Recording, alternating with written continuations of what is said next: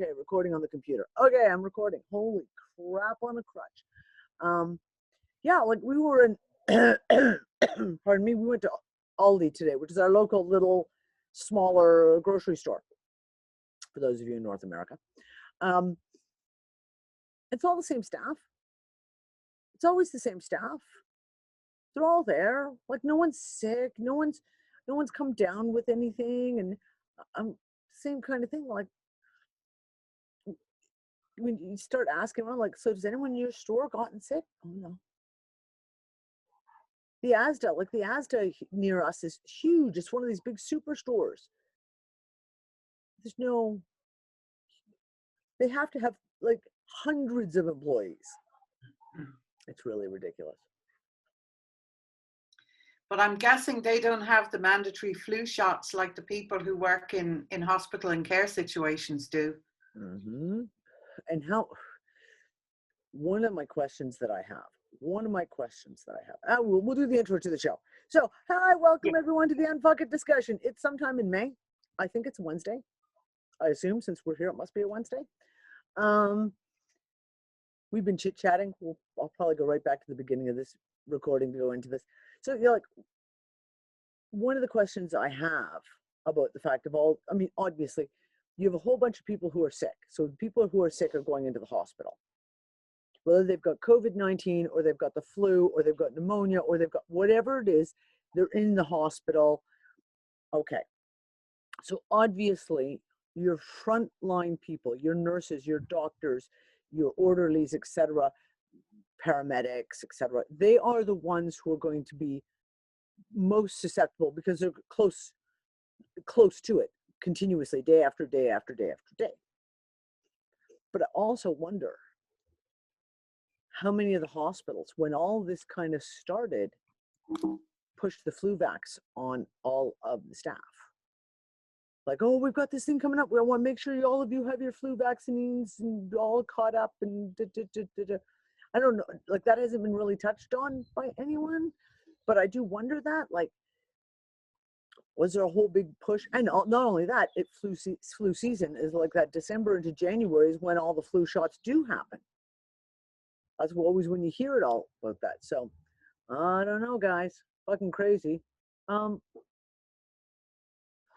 So I want to open the conversation up with a furthering of the or a statement furthering the conversation we had last week, and that don't throw the baby out with the bathwater. And I want to know how many people have had a chance to watch the David Icke interviews. He's now done 3 of them with Rose. I don't know what his full name is. Rose something or other.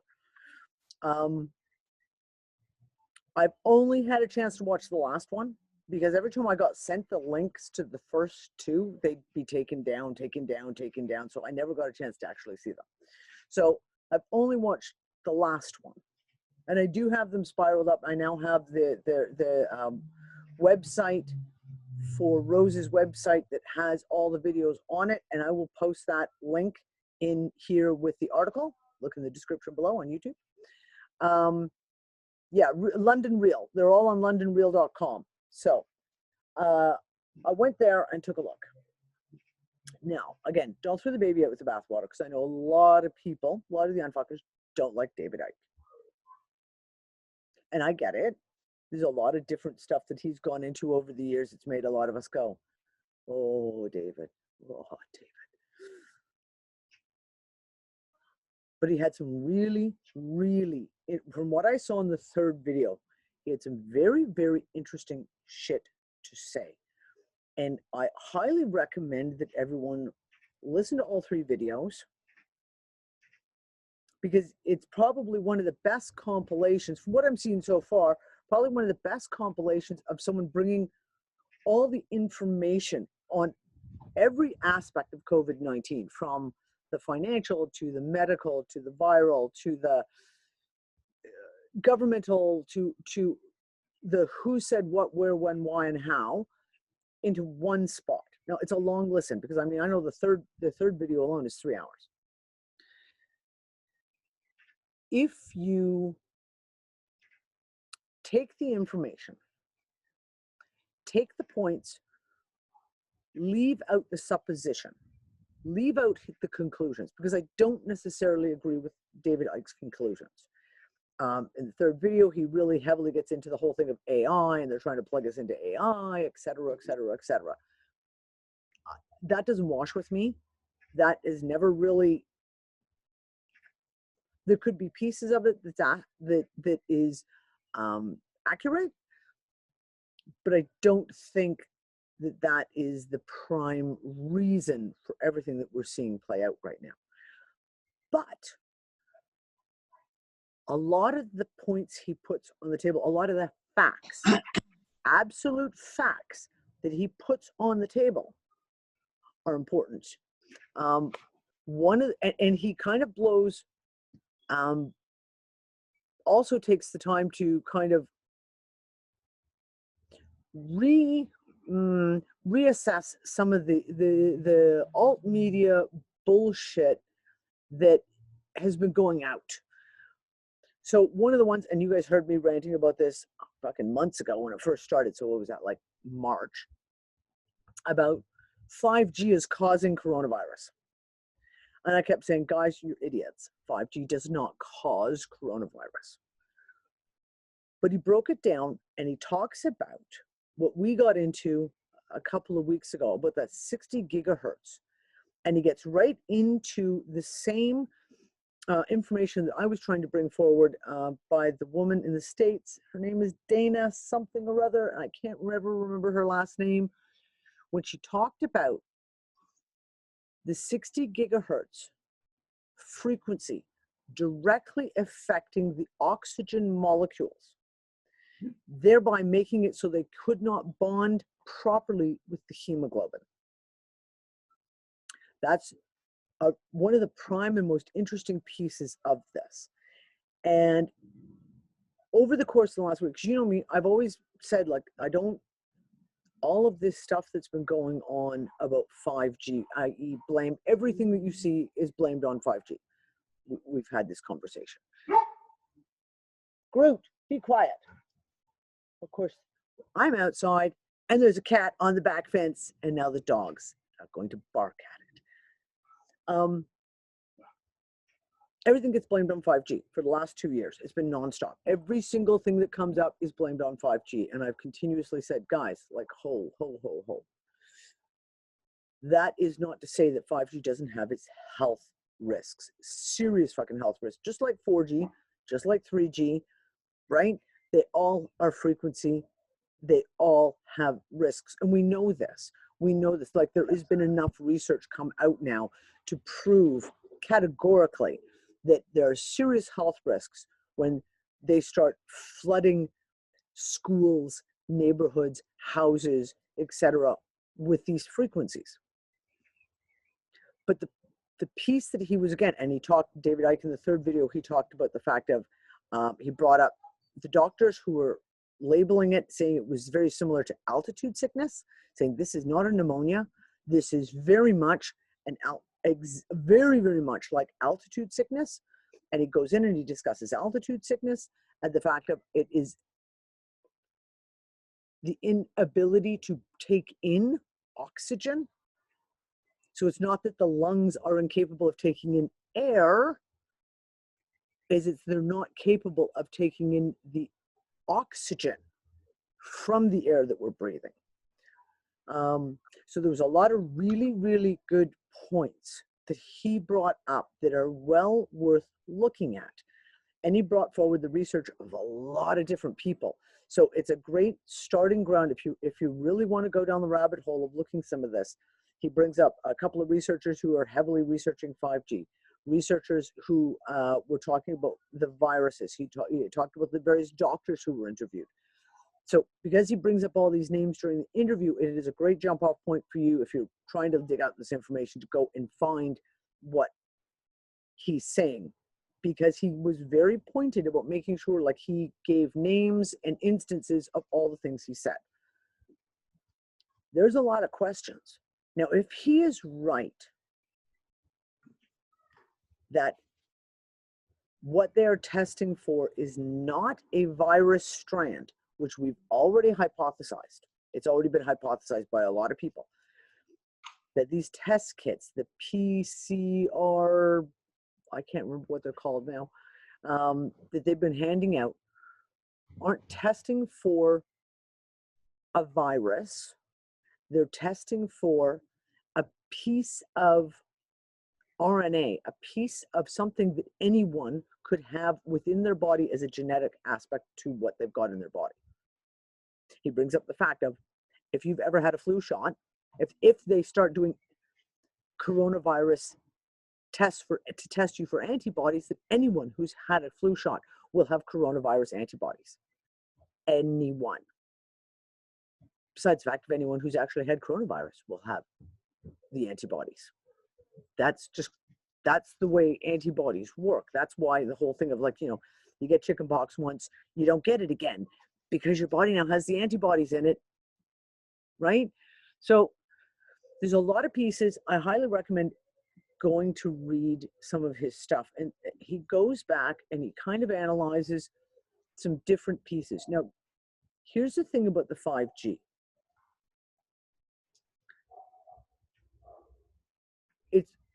I've heard a few people mention it, but I haven't heard it talked about widely. I think there's a broad assumption that all 5G is the same. And it's not. And we know this because of the fact of the different places where they've tested 5G. Even within the testing, they've talked about how they've had to make adjustments, how they've had to rework the system, how they've had to do these different things. I don't think all 5G is the same.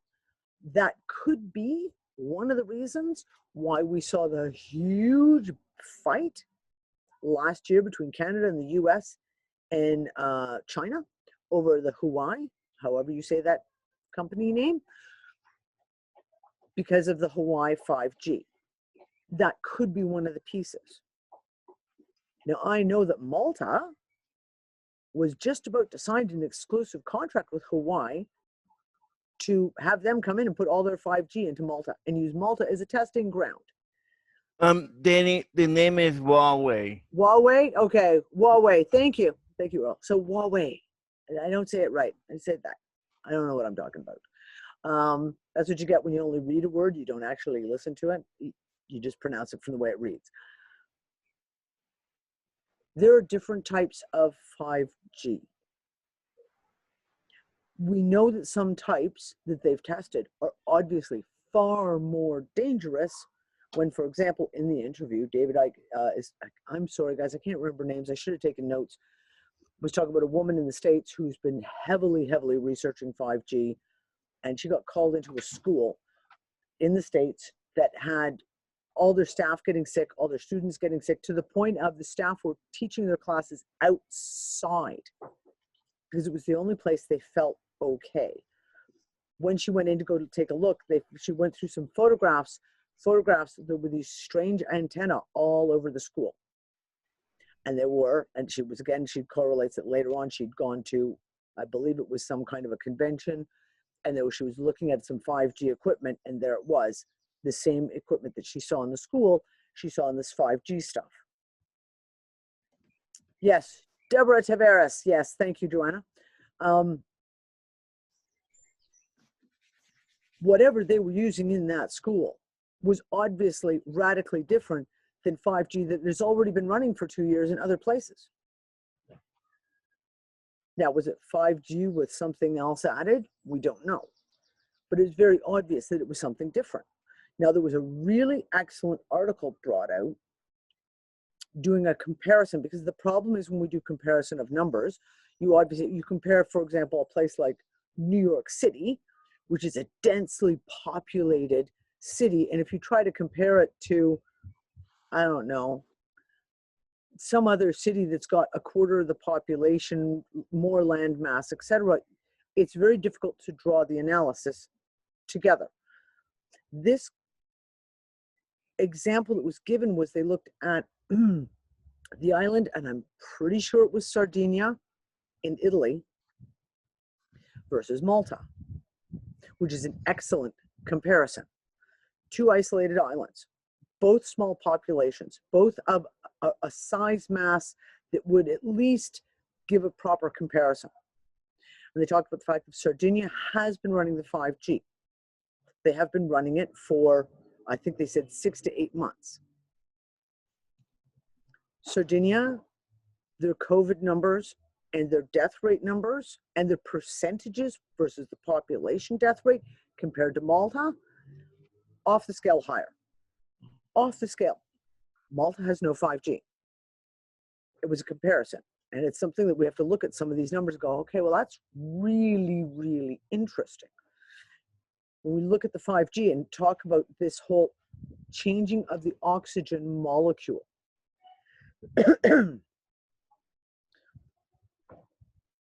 if this 60 gigahertz has an ability to change the oxygen molecule,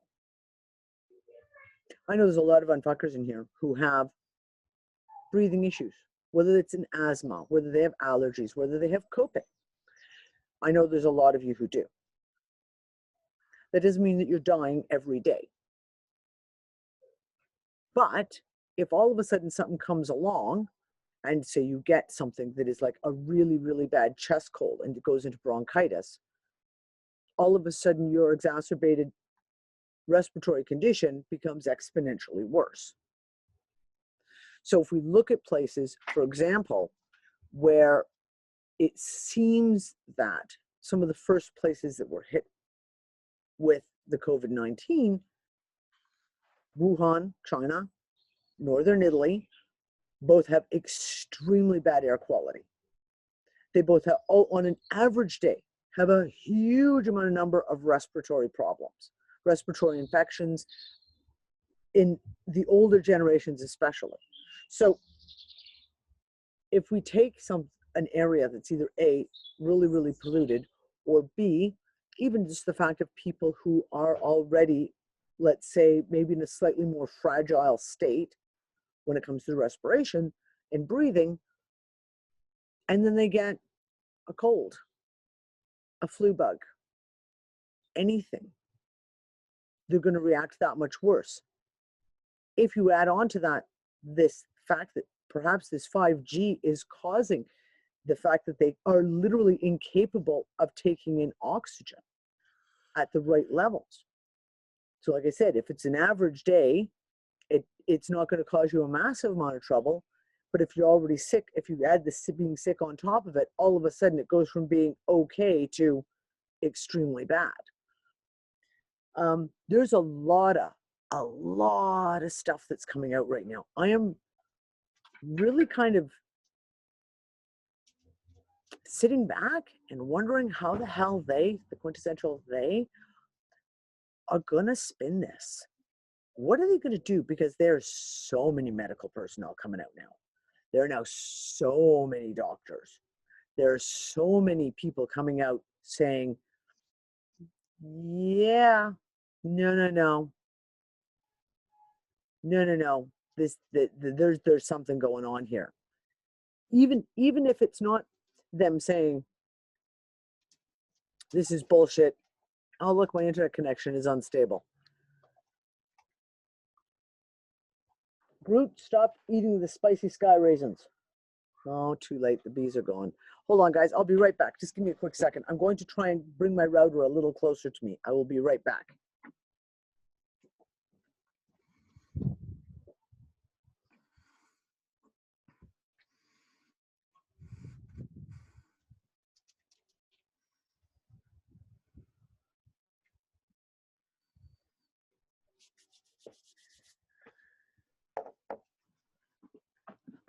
I'm back. Am I here? Can you guys hear me? You are still connected. Yeah, okay, good. Okay, just making sure because I haven't done it from out here in the backyard before. I wasn't sure about how good the internet would be. I've totally forgotten where I left off. What was I just saying? Somebody remind me. Help me. What was I just saying? Oh, my whole, come on. Everyone in Zoom, stop that. Okay. You're wondering how they spin it. Yeah. Sorry. Thank you. Thank you, Jenny. How are they going to spin this? Because like I said, these doctors aren't, there's no whole pile of doctors coming out going, it's a fraud, it's a false flag, it's a, they're not ranting saying pandemic for the most part. They're asking questions. They're making statements of, okay, I'm sitting here working in the middle of this, and this is not what they told us it was. It can't be treated the way they told us to treat it. It doesn't work the way we were told it would work. This is not right. Everything that they're telling us is not right. To the point of even questioning things like all the sanitary gloves and masks. There's now been at least 4 different doctors who've come out and saying, okay, do you not comprehend that that's actually the worst advice you can give people, is to be walking around wearing masks all day? That not only are you actually impairing their own immune system, but you're literally making them put on something that's even more difficult to breathe through, that ends up limiting the amount of oxygen they can take in, giving them too much carbon dioxide. Oh, wait, perhaps not the best advice. And yet this is what's being pushed continuously. And we were saying before we went live, it's gotten stupid. Like the decisions, these so-called decisions that are being made. Anne was just saying that they're talking about they might start opening up a little bit of Ireland, like maybe let them open the coffee shops, but they're going to maybe force the public to wear masks. Well, wait, how can you go to a coffee shop and drink coffee and eat a sandwich or a piece of cake if you're wearing a mask? It's illogical, completely illogical. We had someone else in the Unfuckers was saying they were somewhere in the States, went to go into Walmart yesterday, and the Walmart was like, no one's allowed in unless you're wearing a mask. What, 2 months later? Seriously, this has been going for 2 months now, and Walmart's only now decided that everyone has to wear a mask? Oh my God, how stupid. Like, it literally is as if they're making up these new rules by, you know, like the roulette table. I don't know if anyone saw, there's an episode of South Park, and it's called the Margaritaville. And at one point, when one of the kids gets all the way up into the government and he's trying to get an answer on something, they go into a back room and they've got like the Jeopardy wheel, and each pie shape has a different answer, and basically they just spin the wheel, and whatever the ball lands on, that's the answer they give. That's kind of what it feels like right now. Like there's no common sense being used whatsoever. It's ridiculous. I don't know. It's fucking crazy. It's fucking crazy. So yeah, that's my rant. That was my own opening rant. On to other things. Yeah, it was really, really strange. I want to get into this again. We talk about physical symptom stuff. Amina, was it Monday that we had that, Amina and Jenny, we had that strange, like, get knocked over day? Why is my internet connection unstable? Seriously. I'm sorry, guys. This may end up being a choppy video. Yeah, it was Monday. Yeah. Monday, Yeah. 6 p.m. for you. Yep. Tuesday, middle of the night for me. I put a post up Yeah. in Unfuckers on Monday Monday morning. I got up, everything was absolutely fine and dandy. I was up doing all my stuff, you know, getting stuff done. Everything was fine. Went out to go get a few groceries, came back around 3 o'clock in the afternoon. That would be GMT, English time, and started to feel a little off, a little subdued. Maybe that's a good way of putting it. I felt a little subdued and quiet and kind of introspective. Didn't really feel much like talking and then about 5, 6 o'clock, it was like someone hit me with something where I was so completely and utterly exhausted to the point of nauseous. literally, there was that point of like, I was so tired. And I know that feeling, that feeling of exhaustion when you used to do in the military and you do like 48-hour maneuvers. So you'd be up for 48 hours. You get to that point of exhaustion where you literally start to feel sick to your stomach. It was like I was suddenly that exhausted. And where my big computer is set up in the house is just next to the kitchen island. So I have like a bar stool that I sit on because it's high.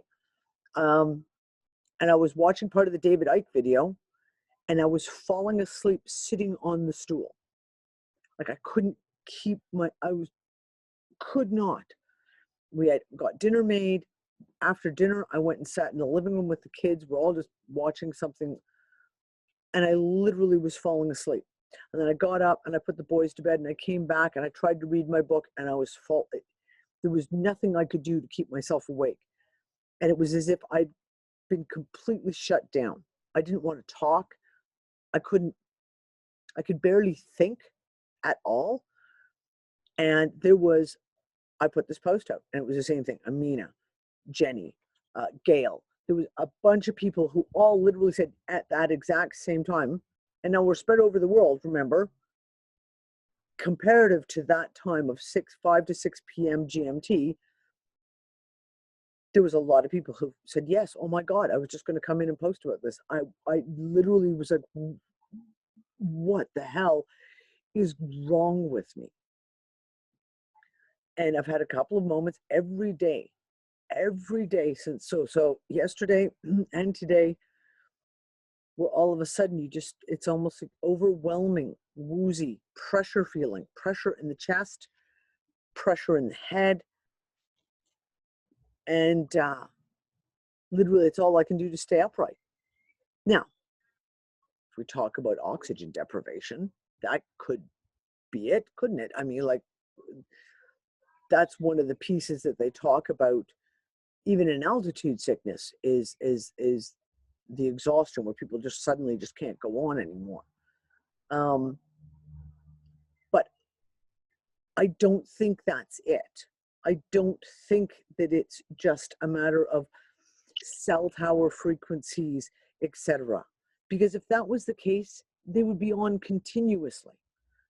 There isn't somebody standing at a cell tower going on, off. Oh, we'll just turn it on for 45 minutes today and we'll turn it off. Or we're going to put it on for 4 hours tomorrow and we'll turn it off.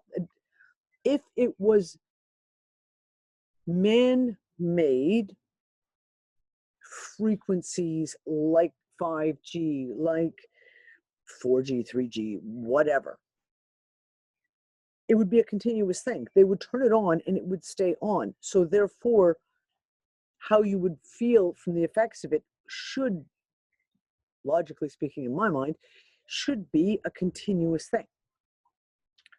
But these things are coming in waves.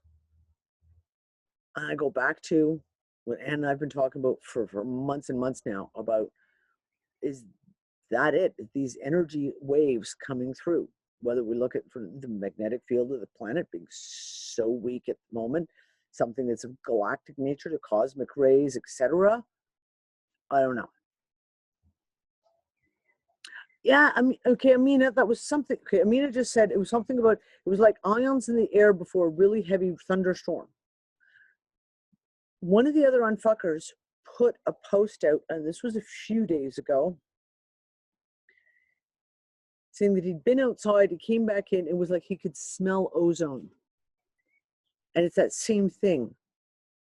There's a smell of ozone, and it's really, really funny because I hadn't thought about it till I read his post, and then I was like, yeah, no, there's you get this every so often, you get like a tang, if you will, of what smells like ozone, the electrical, the stuff that you associate with thunderstorms and lightning storms, etc.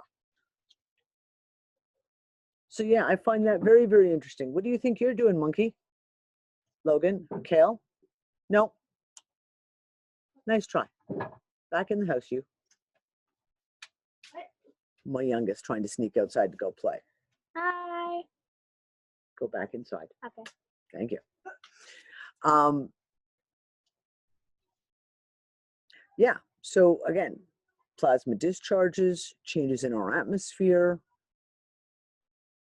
Is this a compounding thing that we're seeing? Even to, for example, all the COVID-19 stuff is a lot of what's being experienced. Well, we talked about it last week when we said they're adding new symptoms to the COVID-19 picture, but the symptoms they're adding are the symptoms that we're all experiencing, things like tingling and this feeling of their bodies vibrating, etc. I'm like, well, that's what we're all experiencing. So are they just literally asking all these patients, well, what do you feel now? And they explain what they're feeling, and they just add it as another symptom of COVID, when actual fact, it's just something entirely different. Yeah, the plasma apocalypse. Yeah, well, I mean, this is the thing. Like, these are some of the stuff that we've talked about for years now. And we get sidetracked. At least I do. I get sidetracked. I get very easily sidetracked. We get sidetracked looking at other aspects of stuff. But there's something so much more at play here right now. So much more at play.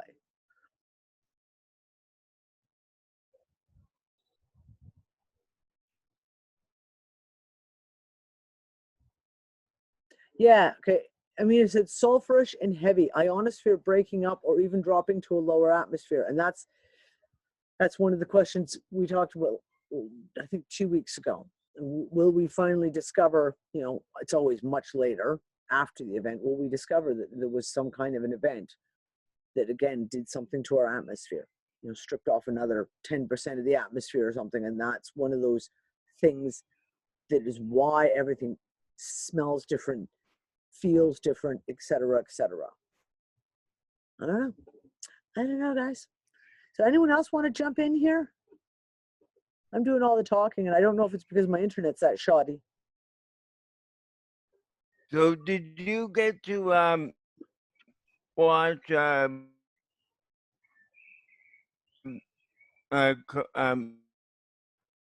Miss Coe's latest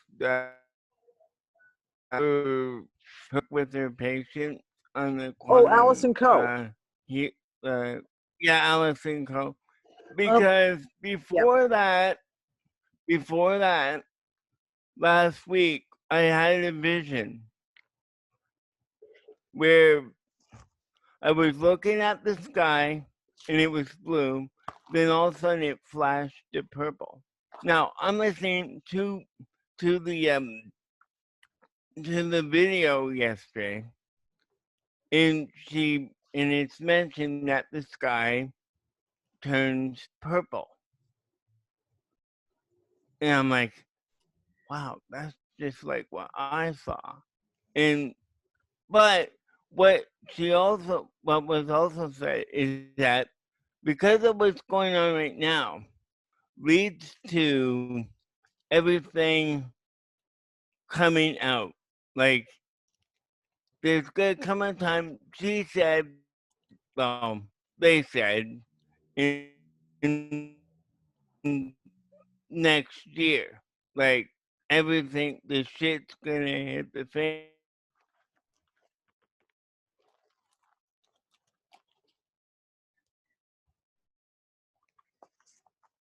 Well, the one thing, I found that part about the purple and the purple sky very, very interesting. Cliff High talked about that. I want to say it was about 2 years ago. At least 2 years ago, Cliff High was talking about that, the purple sky. And he said the changes to our atmosphere would change the color spectrum. So basically, the blue sky, the blue water would begin to look purple. And we've seen that, right? Like, we've actually seen, there's been several YouTubers who've done multiple videos, collecting up videos and images taken from all over the world where they're showing the sky is purple. Purple, like, and I don't mean a pinkish purple or a bluish purple. I mean, it's like screaming purple. So when we see this changes to the atmosphere, which goes back to what we were talking about, right? Are we seeing radical changes to the atmosphere thereby the frequencies that are the color frequencies that are coming through. It's like a prism, right? You can change colors in that just by changing the prisms and the various layers that it's shining through. Is that what we're seeing happening? I don't know. It's a good question, though. It's a really, really good question. Yeah, I want to watch the show Devs. I haven't had a chance to because I need to find time to actually download the whole thing. But yeah, I definitely want to watch the show Devs because I've heard so many of you guys talking about it. It will blow your freaking mind. It's basically, I'm not gonna explain it because I don't want to ruin it for anybody. It's one of the best outside of Westworld. This is gonna keep you on the edge and freaking seat. But it's basically finding out if we are all in a character role where we can choose to incarnate into any character forward or backwards in time and take on the role of that character, which means it's predetermined. Every action you make, everything you do, predetermined, or if that can be, if you have free will, or if there's free will. So it is like me and Maria holding on to the edges of our seats, dude, and they've got this lab built over in San Francisco. You know, we've heard so much about the Golden Gate Bridge and the Hoover Dam, and what's all going on underground there. Well, that's where they have this thing built, and it looks like a Sumerian jigger. What do you call it? A jiggernaut? Ziggurat. Yeah, ziggurat. Yeah. Ziggurat. This thing is in a ziggurat in the middle of the fucking woods, right there over the fault lines, right there by the bridge and all that. And they're using the energy, and they've got a gigantic quantum supercomputer hanging. Like, I'm not even gonna tell y'all. All I know is like I'm like freaking out looking at Greece. Yeah, it's called Devs. I will after the show. I will go find it and find a stream or find a torrent, and I will download it. What season? What we're doing, is it first season or? Yeah, it's one. It's only got one season out, but in Jeff and Emily, our little group, we're gonna have a discussion on it in a couple of weeks. So everybody's watching it right now. Cool. The well, real I will definitely download it then. The real question at hand is: do we have free will, or is everything predetermined? Yes. And I told her, I said, philosophers have been debating that for eons. Yeah, and there's an argument on either side. Yeah, it's fucking cool, y'all. It's cool. And the answer is, it's both, by the way. How do you know? We haven't even gotten that far. The dude is basically a maniac fucking scientist who wants to bring back his fucking family because they died in a car crash. Well, it's around his daughter. It's basically his daughter. Well, cool. I need a new show to binge watch. I'm still waiting for Westworld to finish so that I'll download the whole thing as an entire season, and then I'll hide myself away in my bedroom and watch it for 12 hours. The finale of Westworld was crazy, man. No, shh! Don't tell me. I'm not saying anything. No spoilers. I want to watch Westworld. Yeah. All I want to say is, how long was he sitting there? No spoilers. Just stop. No, Blair, you're not allowed to give spoilers. It's just very vague. That's it. That's all I'm going to say. Yeah, it's been crazy. We need to find a way to bring back our Sunday shows. I don't know what that's going to take. My internet, well, what it will take, I'll tell you exactly what it will take. It will take Danny being able to finally open a bank account in England. If I can finally get a bank account open, the problem is all the banks are like, oh, we're not opening any new accounts right now, COVID-19. So if I can get a bank account open in England, then I can actually get proper internet. This is my internet right now. This is what I've been using since we moved here. Mobile broadband, because I can do pay as I go on a monthly, no contract basis. But as soon as we have a bank account, then I can get pumped in proper high-speed internet. And then we can go back to having Sunday shows again. Because right now this thing cacks out on the weekend. We have terrible internet on the weekend, and anytime after about 8 o'clock at night, I can't, like I tried to talk to Ann, even just in chat, like a few days ago, and it was like, hi, I'm back. Hi, I'm back again, because the internet just cacks out so bad. Well, I mean, if there's a way to do it, you know, I had to sign up for Hulu. I did the Hulu thing to watch this, so you know, we could always use my password and watch it. You know what I mean? Oh, It's thank you, probably on the sweetie. torrent site, Danny. Yeah. No, You you know, know, Danny downloads everything. I know. You can do free trial for 7 days on Hulu. Just saying. On Hulu, but you get stuck with all the damn ads. For $5.99 Yeah. you get Yeah. all the ads, and then $11.99 you get no ads.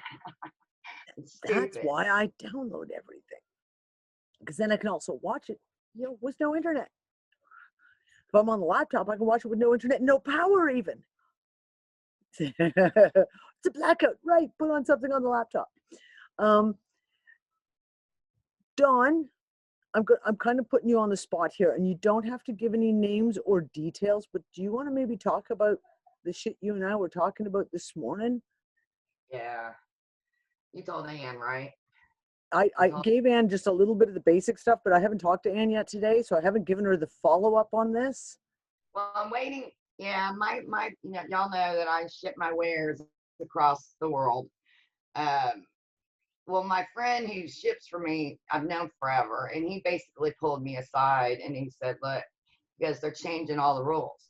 He goes, if you send anything homeopathic, including hemp, it doesn't matter what it is, homeopathic, anywhere. If there is not a prescription involved, that patient cannot pick it up. So they have thousands and thousands of packages now in customs all over sitting there because they are blocking homeopaths every way to Sunday. Mm-hmm. And the only way to get it in now is for me to hide it inside of a present or in a, you know, something, because they put and my guy is freaking out because he even sends meds to his family members, I think for diabetes or some shit, and he can't even send it. Well, this is going back to, for you said in the list that Dawn sent me a link with a list of the stuff that they're no longer accepting. This was one of the major courier companies in the States, globally, one of the big boys globally. Yeah. And it was hemp, CBD, hemp oil, hemp seed oil, everything. So from now on, there will be, I mean, when I ship anything to clients anyways, it always says cosmetic. When on the bill, when you have to write in what's in the package, I always write cosmetic. Thing is, and that works 99% of the time. But the problem is we're having problems. Since we've now had packages going to Canada, going to the States. There's been a radical, after the conversation we had last week, where Anne was bringing up all the details about shipping in Europe. I have packages that I sent out, orders that were sent to Canada and the States in the first week of April that still haven't arrived yet because of the backlog. And there's no answer, like you can't find out where the stuff is, nothing. Yeah, that's what happened to me, and it's in customs, and they're sitting on it. Yep. That is what's happening, and they are literally sitting on the shit. Okay, Anne just said homeopaths in the UK are labeling stuff vitamins to send to the US, according to the lady who does the Helios kits. And that's going to be it. All of us who do small businesses, so like Jane, you with your herb business, Dawn, myself, any of us who've got small businesses, and when we're dealing with this kind of stuff now, we're going to have to be inventive. And it may get to the point, when we were in Morocco, every one of my products said a little tiny thing written on it, said cosmetic use only. And I'd have clients who'd be like, oh, but can't I take this black seed oil? And I'd be like, yes, you absolutely can. But for customs purposes, I have to put cosmetic use only. And I think I may end up having to go back to that. I will probably have to go back to that, or I'll print up stickers, and every single product will have a sticker on it saying cosmetic use only on it. Girl, that's what I put on the outside of my pack. except for I don't put cosmetic. I put for exterior use only, you know, and it doesn't matter. Yep, I know. I mean, I've lost 2 packages now. Yeah, this is nuts. This is the whole thing. The thing with what happened with Dawn, because Dawn actually, one of the packages I know that Dawn lost was one that she was sending to a friend of mine that I helped to pay for in Canada who's got cancer. In Canada, where it's perfectly legal, medicinal is totally legal, even recreational. They took the package. It was, what, Dawn? 7 weeks of going back and forth? 8 weeks of going back and forth? Oh, yeah, we were still talking about the damn shipping charges yesterday because he's not letting up on that shit. They not only have they confiscated the package, they won't send it back.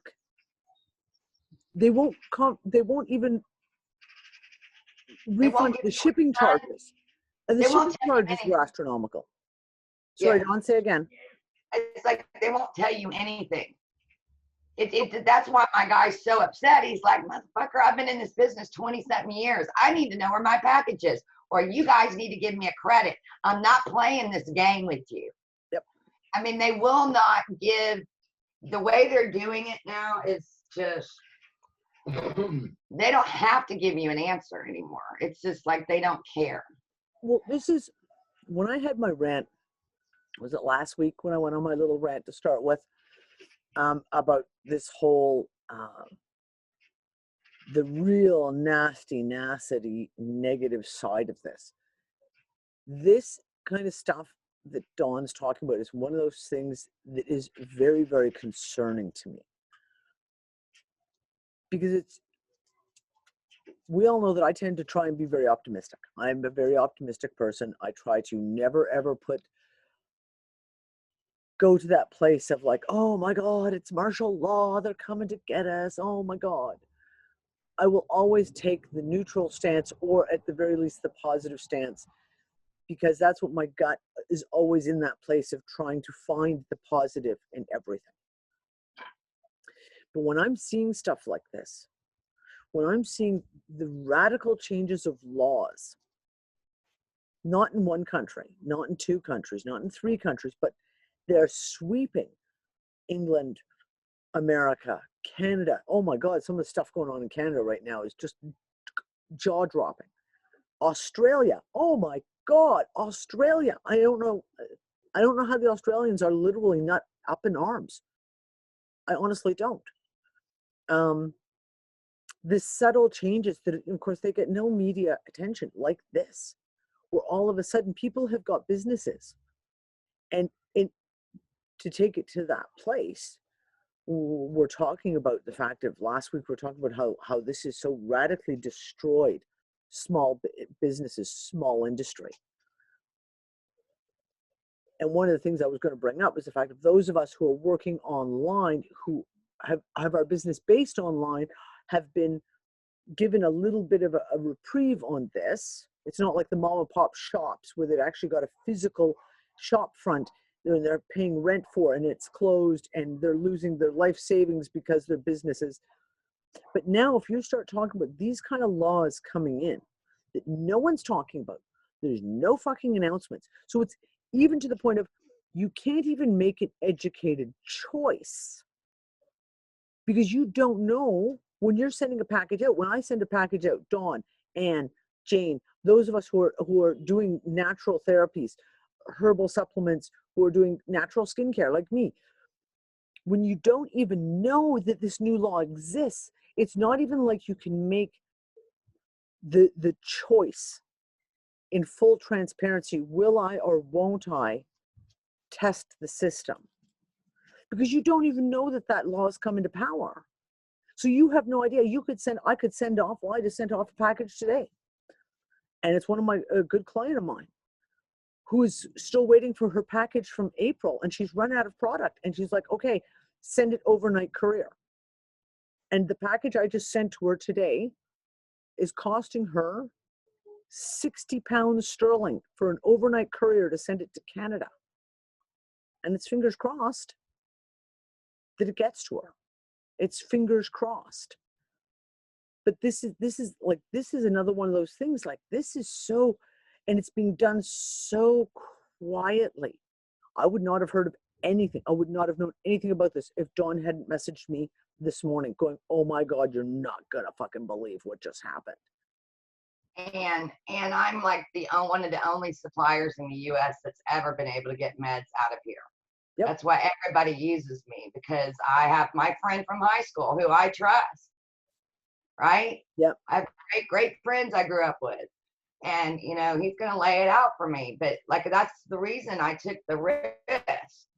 Yeah, and the only reason you know about it is because your guy who's in shipping, who's on the inside, was able to go, oh my God, guess what just happened? Yeah. How fair is this? Like, this is crazy, craziness. Oh, and he told me this too. He said, Dawn, I mean, this is a Muslim guy. Like, his, you know, his parents, you know what I mean? Like, and I love him to death, but he like tells me too, he says, Dawn, pull out your ID. So I pull out my ID, and I've got one with that little star on it because I had redone mine. He goes, they're making one now that has a pink around the edges. What does that mean? He goes, one of all shit. Well, listen, the customer hands it to him. All his shit goes wacky. His cash register, his electronics, and he's like, what the hell's going on? He figures out they got trackers in these things. They're very powerful. And he says, everybody's gonna have to get one. I said, not me. Not me. He goes, and the look on his face, because you know his background's different than mine, but he's like, what are we gonna do? I'm like, well, we can't do any of this. I mean, I haven't even seen these things. I don't know if anybody else on here has seen the new ones, but the new IDs in the US have pink around the edge, like a pink. Is that those real ID Yeah. fucking things? Okay. They're fucking expensive. They're like $60 here in PA. Yeah. He goes, when the customer pulls it out, my entire system went crazy. Behind the cash register. Think about how strong they must be. Wow. Wow.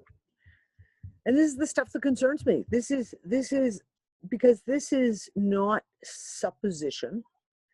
This is not people hypothesizing something that is within their narrative. This is actual facts. These are things that are happening and happening all over the place. And I'm telling you, fucking crazy ass shit. Crazy ass freaking shit. I'm just so surprised by, you know, how the gun laws just have like freaking really changed over here. It's like, holy crap, we have already got gun laws that like here in Canada. Like, I'm starting to wonder if what happened, you know, with that shooting was not, you know, staged so this could be brought in. Well, you know. obviously it must have been, because there's no such thing as coincidental timing. Do you know what I mean? Massive shooting happens in New Brunswick, Nova Scotia. New Brunswick, yes, New Brunswick. Okay. And literally a week and a half later, they bring in a new gun law in Canada, and there's again no preamble, no warning, no nothing. It's just boom, done. And that's the difference. And I've said this before. This is the difference is we tend to hold up the American government as kind of like the top of the pyramid when it comes to corruption, when it comes to all the bullshit and control factors, etc. But they've got nothing. Like, I'm sorry, Canada and Australia, way worse. Way worse. And I don't know if it's because there's so many more people in America that therefore are continuously researching what's going on and calling out the bullshit. And as soon as something little piece gets leaked, It's all over social media. It gets spread everywhere. In Canada and Australia, there's no preamble. There's no discussion. It just, these laws just appear. And even the ones that have been under discussion for 6 months or a year, the public gets no notice. They get not even a whisper of things coming out. And just next thing you know, the governments have passed a new law. It's crazy. It's absolutely crazy. You know, we talk about Unfuckers Island and all this shit, y'all. This will, if there was ever a time that we may have to come together, it's going to be now. And it's going to be like a big deal, because I told my dad straight up, I called him up. You know, they all think, my family thinks I'm nuts anyway, right? I told him straight up, I said, look, if things get crazy, you're going to have to help me move out of here, because I won't make it. They're going to put me in jail. Something will happen. So I'm just giving you a heads up now. I mean, my dad may not agree with me, but he knows I'm not changing anytime soon. So, you know, I'm the one that doesn't follow the rules in his mind, and I'm not going to. This is it. Look, I said to Nick, literally, just again today, yesterday, we were working in the garden, and I was like, love our little house. Love that we've at least during this moment of now, we have a garden that we can preoccupy myself with. I can focus on my garden and not allow myself to get caught up into the crazy shit. We were saying this again, look, we need a place. We need our own place, and we need a place that's like out in the country somewhere away from everyone, where we can start building our, do you know what I mean? Like start building what we want. That, you know, like if you want a greenhouse, you build a greenhouse. You want to make a workshop, you want whatever it is, to be able to start planting the stuff, you know what I mean? Like even for down the road type stuff. We were joking about planting cherry trees and apple trees and things like that. I'm like, yeah, but I'm going to plant them in pots. So when we move, my trees will come with me, because, you know, it's going to be a couple of years before they're big enough to really do much. But that's the what you were just saying, Dawn, is that's the underlying of it. The underpinning emotion from that, again, is this need to extract ourselves out of the fucking insanity, to just and be like, no, I just feel this need to just extract myself out, have my own personal, have your own boundaries. Like we always talk about our personal boundaries, but like your personal boundaries as in your property area, and be like, okay, this is my little island. You know, this is my little island, and now I'm going to start working on fixing shit up the way I want it to be. Savon Bomar's group has already done it. They're already forming a community. He's the only one I know that is on top of this shit. Who's this? Savon Bomar. Oh, Savon, yeah. Well, the problem is with whenever you talk about communities is unfortunately, I've known so many communities. I've known so many people who've lived in so many communities. And they almost all fail.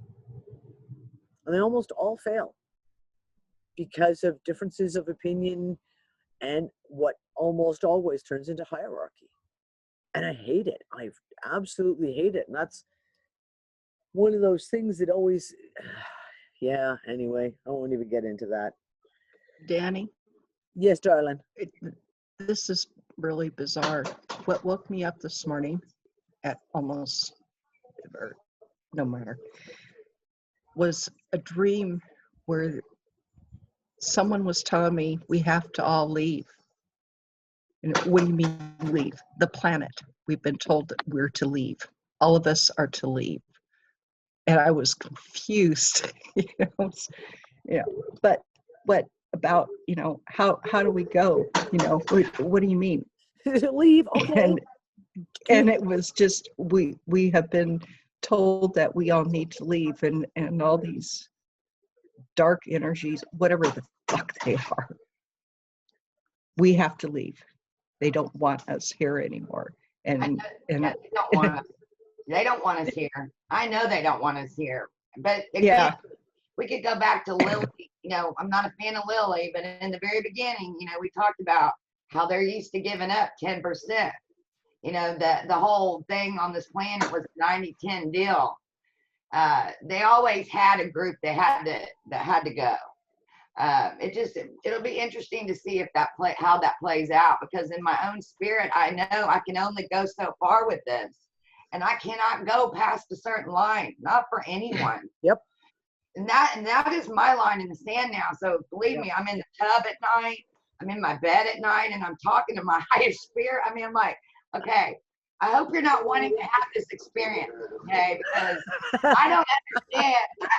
You know, like, I don't. Chose this fucking experience. We're gonna have some fucking words later on. Yeah, so this comes down to that show depths. Are we the fucking character? Can we change the character? Can we make a choice to change, to step out of the character to who we really are? And that, to me, is profound. Yes. That's the question. I mean, every time we look at, I mean, again, I've had some bizarre Mandela effects again recently. The silly little ones where things disappear in the house and then reappear exactly where you've looked for them, you know, not 5 minutes later, stuff like that. But there have been so many little twitchy things about reality that you have to, or at least for me, I keep going back to that place of like, this has to be a simulation. It has to be a simulation, because there's no other explanation for how this shit is happening. There's no explanation that's even remotely explanatory as to the insanity that is currently going on. And I'm talking not even just political or financial, etc. I'm talking where your reality is so fucking warped and changes, and you turn around and go, oh yeah, that wasn't there 2 weeks ago. Oh, interesting. All the time now, like in my like all the time, things in the house, things in the garden, things, and you're like, oh, where'd that appear from? That was not there. I know it wasn't there. I'll turn to Quinlan and she'll be like, no, that wasn't there 2 weeks ago. There's no way I would have noticed. I'm like, thank you. Okay, I'm glad one of us is on the same page as I am. So listen to this. So we watched Devs. We're like on the edge of our seat last night. Of course, we have to turn it off because it's late. All right, damn it. So we have to go outside and walk the dogs as usual. And outside, it is calm. I mean, there is nothing moving. The tree, I mean, everything is just calm. And then out of nowhere, this wind comes in only around my house. That's right. The rest of the trees all around did not move. And all of the trees in my yard were just going. She's got big, tall trees. Big too. trees. And I looked at him, I said, look at this. And it like showed up to tell us that it's here. Whatever this is. Whatever it is. Whatever this force, I call it the mother. I think it's the mother. So I just think, okay, she's got us, because that was the wildest thing. I looked at Maurice, I go, look at all these trees. None of them are moving. That's true. None of them moved. And Just I for might one little area, just one little tiny spot. only my house. I have about 8 trees. Only my trees moved. Not the ones across the street, the same line of direction, not the ones either side. Yeah. It's really weird. It was wild, y'all. That wind had to have been blowing 30 miles an hour up at them upper branches. I mean, only above my house. Well, it's funny because this whole thing about the wind keeps coming up. And you were saying, was it yesterday or the day before, about having this really weird north wind that was like, and yesterday, and it was the same thing. Like I walked outside in the yard, same thing, and it was like, oh my God, like it's a beautiful, beautiful day. And then this wind came out of nowhere, and the wind was freezing cold, like make your hair, like your skeleton almost sinks into yourself because you're trying to like protect yourself from the cold wind. It's that cold. And then it was gone again. And then there's a polar vortex going on right now over Ontario, and it's gonna go through till like Friday. Like How it's cold is it? It's gotten down at night like 10 below. Like In May, from yeah, 10 below 10 zero below Fahrenheit. Celsius. in May. I'm going by Fahrenheit, like because I like using Fahrenheit because it just makes sense in my head. So it's like 10 below, 10 below. Like, yeah. That's insane. It's supposed to get down to -1 with the wind chill on Saturday coming up, next 7 days in May. In That'll May. be on the 9th before Mother's Day.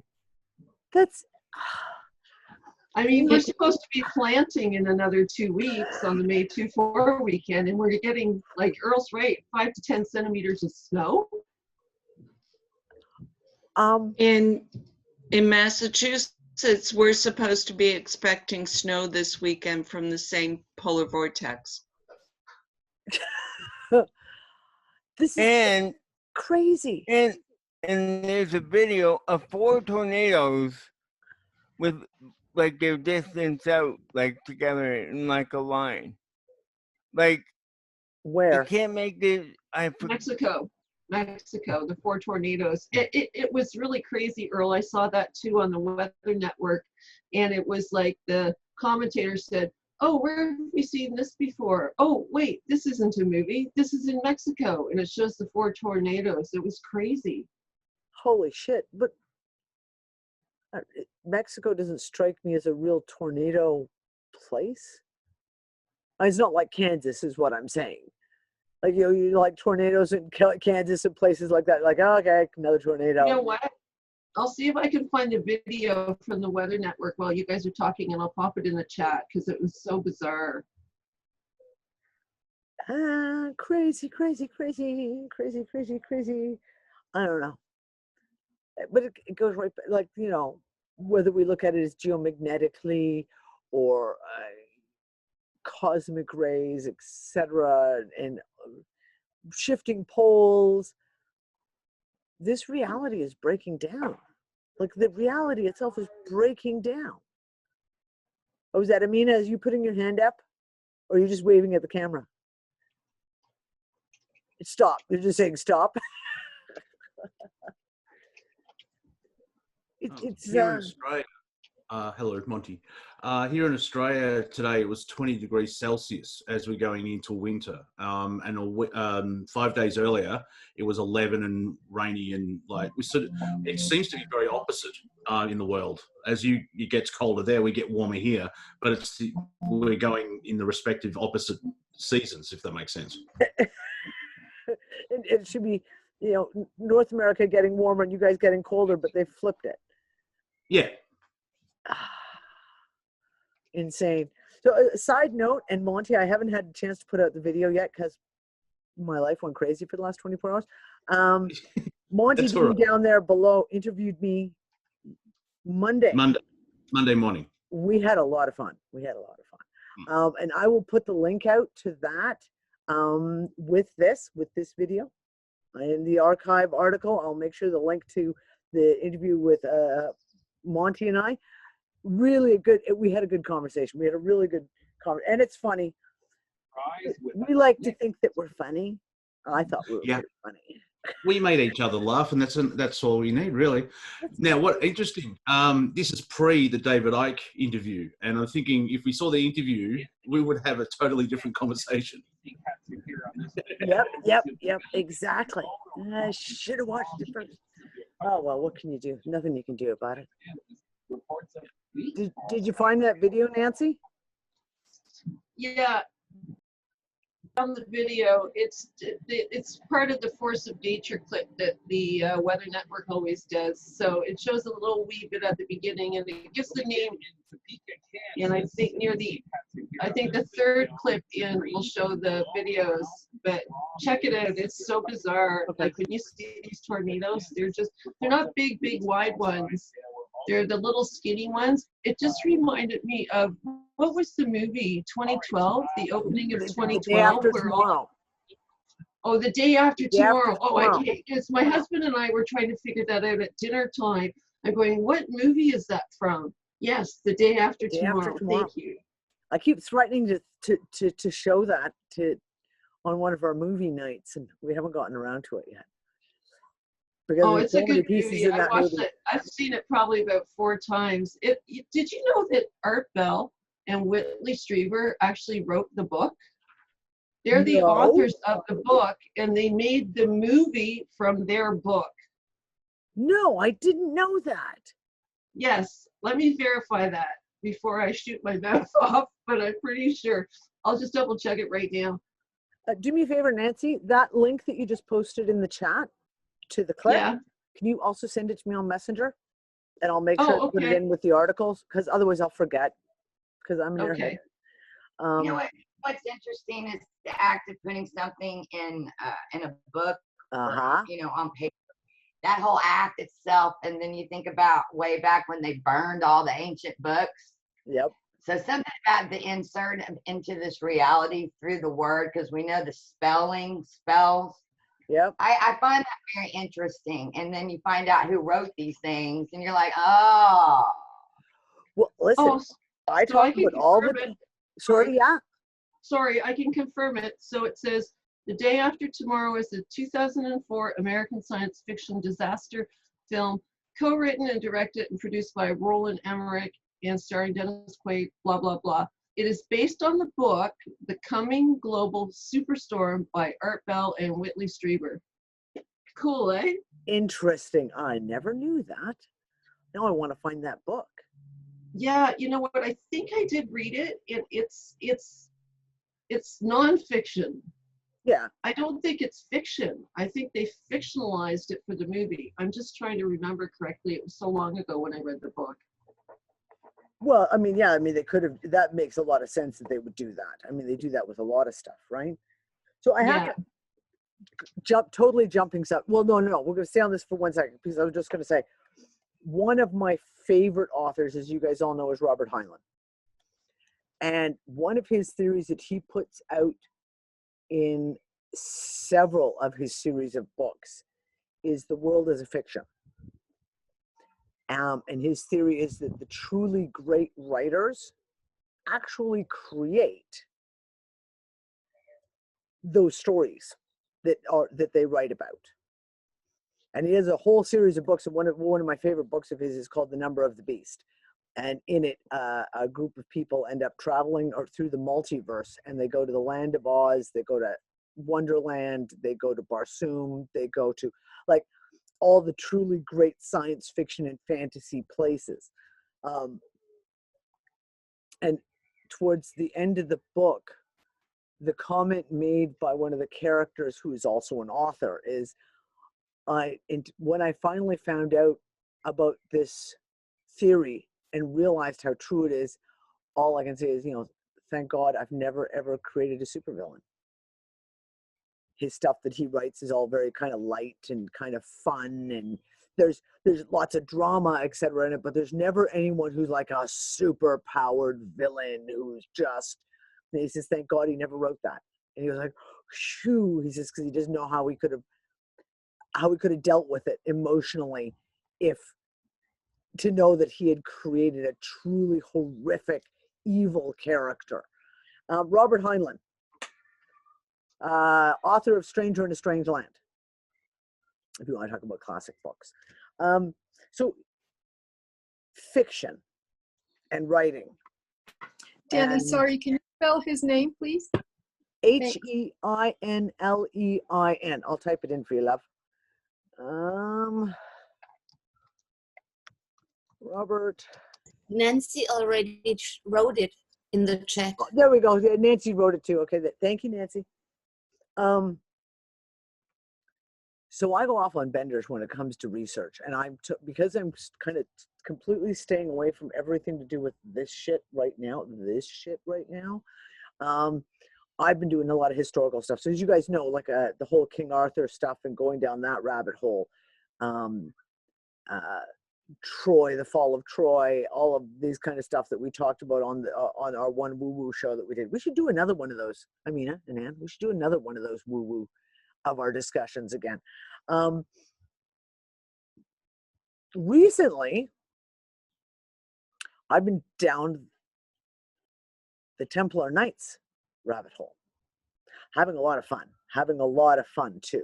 So I read one of my favorite authors had written a series about the Templar Knights, based loose, not one of his main pieces he used for background in putting together these novels, fiction, was Holy Blood, Holy Grail. I don't know if any of you guys read the book Holy Blood, Holy Grail. It came out in the 80s, 83, 86. I haven't read it, but I've heard of it. Yeah, it's an analysis. It's a nonfiction book. It's about a couple of guys who were researching a strange event that happened in France in the late 1800s that seems completely disconnected from anything you would remotely expect to be like, you know, the Templar Knights, et cetera, et cetera. But as they dig deeper down this hole of trying to figure out what this event was, what happened in this little town in France, it opens up the rabbit hole and they go off. And Holy Blood, Holy Grail is a brilliant book for that. And take it as a stepping stone, right? Just like a stepping stone.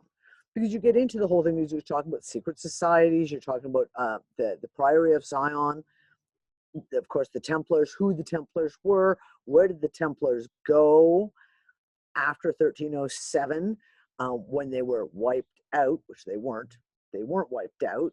That's one of those misnomer pieces of history, the fact that they were not wiped out. There was the French chapters were wiped out, but there was a lot of Templar Knights chapter houses, if you will, in other areas of the world that were not touched. And where did they all go to? Oh, and that's where you get into the Knights of Malta. And of course, you also get into the whole thing of the Masons and secret societies. But I digress. It's interesting. I highly recommend. I read the book fucking 30 years ago, and I'm rereading it now. So I'm getting ready to go on Monty's show, actually. Monty says to me, I need a bio. And I'm like, oh, fuck, I hate bios. I must have one on my computer here somewhere. I know I have one saved. And I couldn't find it. I was being really, really lazy. So I was like, okay, Google search, right? Danny Arnold McKinney bio. Someone's got to have a bio. It'll come up somewhere. The fourth hit down comes up Danny Arnold McKinney, gematria, and something, right? And I'm like, gematria? What the fuck does gematria have to fucking do with me? Like, nowhere in that search is there anything that, it was just crazy. So anyways, I finished all the things I was doing. I sent Monty the information he needs, et cetera, et cetera. Get after dinner, I looked down, I still got that link open. I'm like, okay, let's just take a look. Just shits and giggles, gematria. Because I mean, I haven't really done a huge amount of research on gematria. And if you don't know, gematria I believe is Judaic in origin. I could be wrong, because God knows they steal everything. It could have been earlier than that. And it is a way of coding of numbers to letters. And they analyze the letters in words and the letters in sentences by numbers, and therefore they were, and a lot of people, and I've watched some really excellent videos over the years of people who take basically scriptures, etc., and do the gematria on them and pull out what the actual message is, and they swear that you have to decode a lot of the scriptures to actually find out what the real information is. So when it was like, flip open this link, and the gematria for my name is 777. So right off the bat, I'm like, okay, well, that's fucking interesting. And then underneath it, they give you the top searches on their website that have the same 777 in gematria. And out of the top 10, at least 5 of them have a direct correlation to the shit that I'm reading about the Knights Templar and the secret societies. And I took a screenshot and I sent it to Amina and Ann in a group chat that we're in, going, How weird is this? That it would even come up in a Google search and be on the first page of a Google search, has no, and then like the pieces that were in it, I'm like, either Solace is sending me some information or the AI bot is definitely listening in, because that was just crazy. Crazy, crazy, crazy. Like no relevance whatsoever. No relevance whatsoever.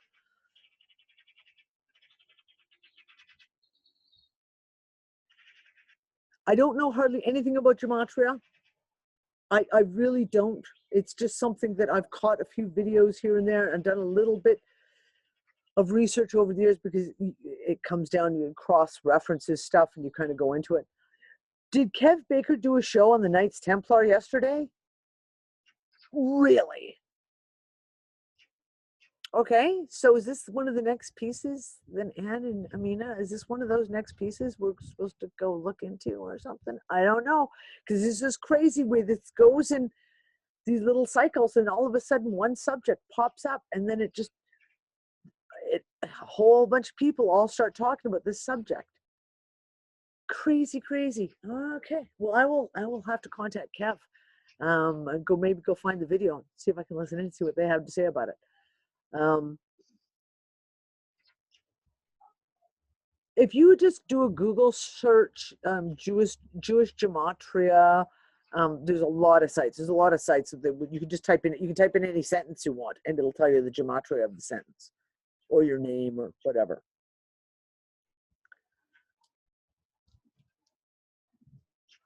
Yeah, I find the gematria interesting. I find it interesting the same way numerology is interesting, right? So, like, same thing, when we see multiples of numbers, we talk about, 11, 11, 12, 12, 4, 4, 4, 2, 2, 2.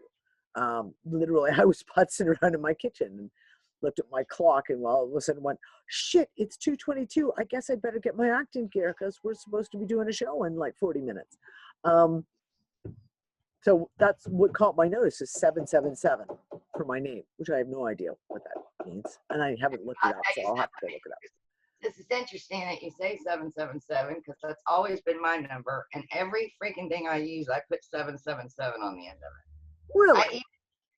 I even, when I made my dad's email, I did it for him, J.E. Ham, 777. It is always, I've always done that because I was born 07, and then 25 equals 7. And then 67. So I always just 777. Yeah. So it's funny that you say that. I'm just sitting here smiling because I think there's something to that. Yeah. Well, I'm gonna have to look it up because, like I say, I don't follow gematria. I don't follow numerology and that, but I know that the quintessential they do. So I always note numbers. When I see numbers come up in patterns, I always take note of it. Really, Amina? Amina just said recently there was 7,777,777,777 people on the planet. I'm actually impressed that I just read that number. You should all be impressed that I was able to read that number. You took a screenshot. See, like that's what I'm saying. Like, what is the likelihood? Like, yeah.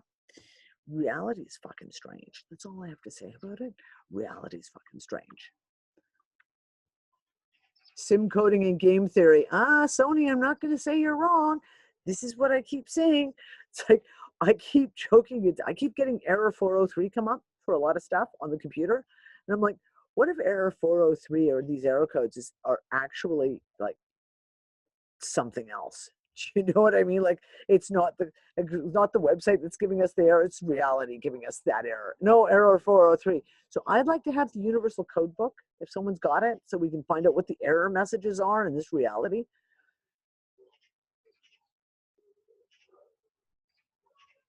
It just seems to me, if you've made full connection with who you are, you ought to be able to have a say in what's about to go down. Damn it. God damn it. Yeah, you know what I mean? Like, we've come this far. We need to have a talk. Yeah. I want to talk to whoever's in fucking charge. Unless something supernatural is about to occur with all of us, and then I can deal with it. But yeah, this is not the road. This is not cool, man. Yeah, this is not the way. That's fucking cool. It's funny that you mentioned the number 7, especially with reoccurring.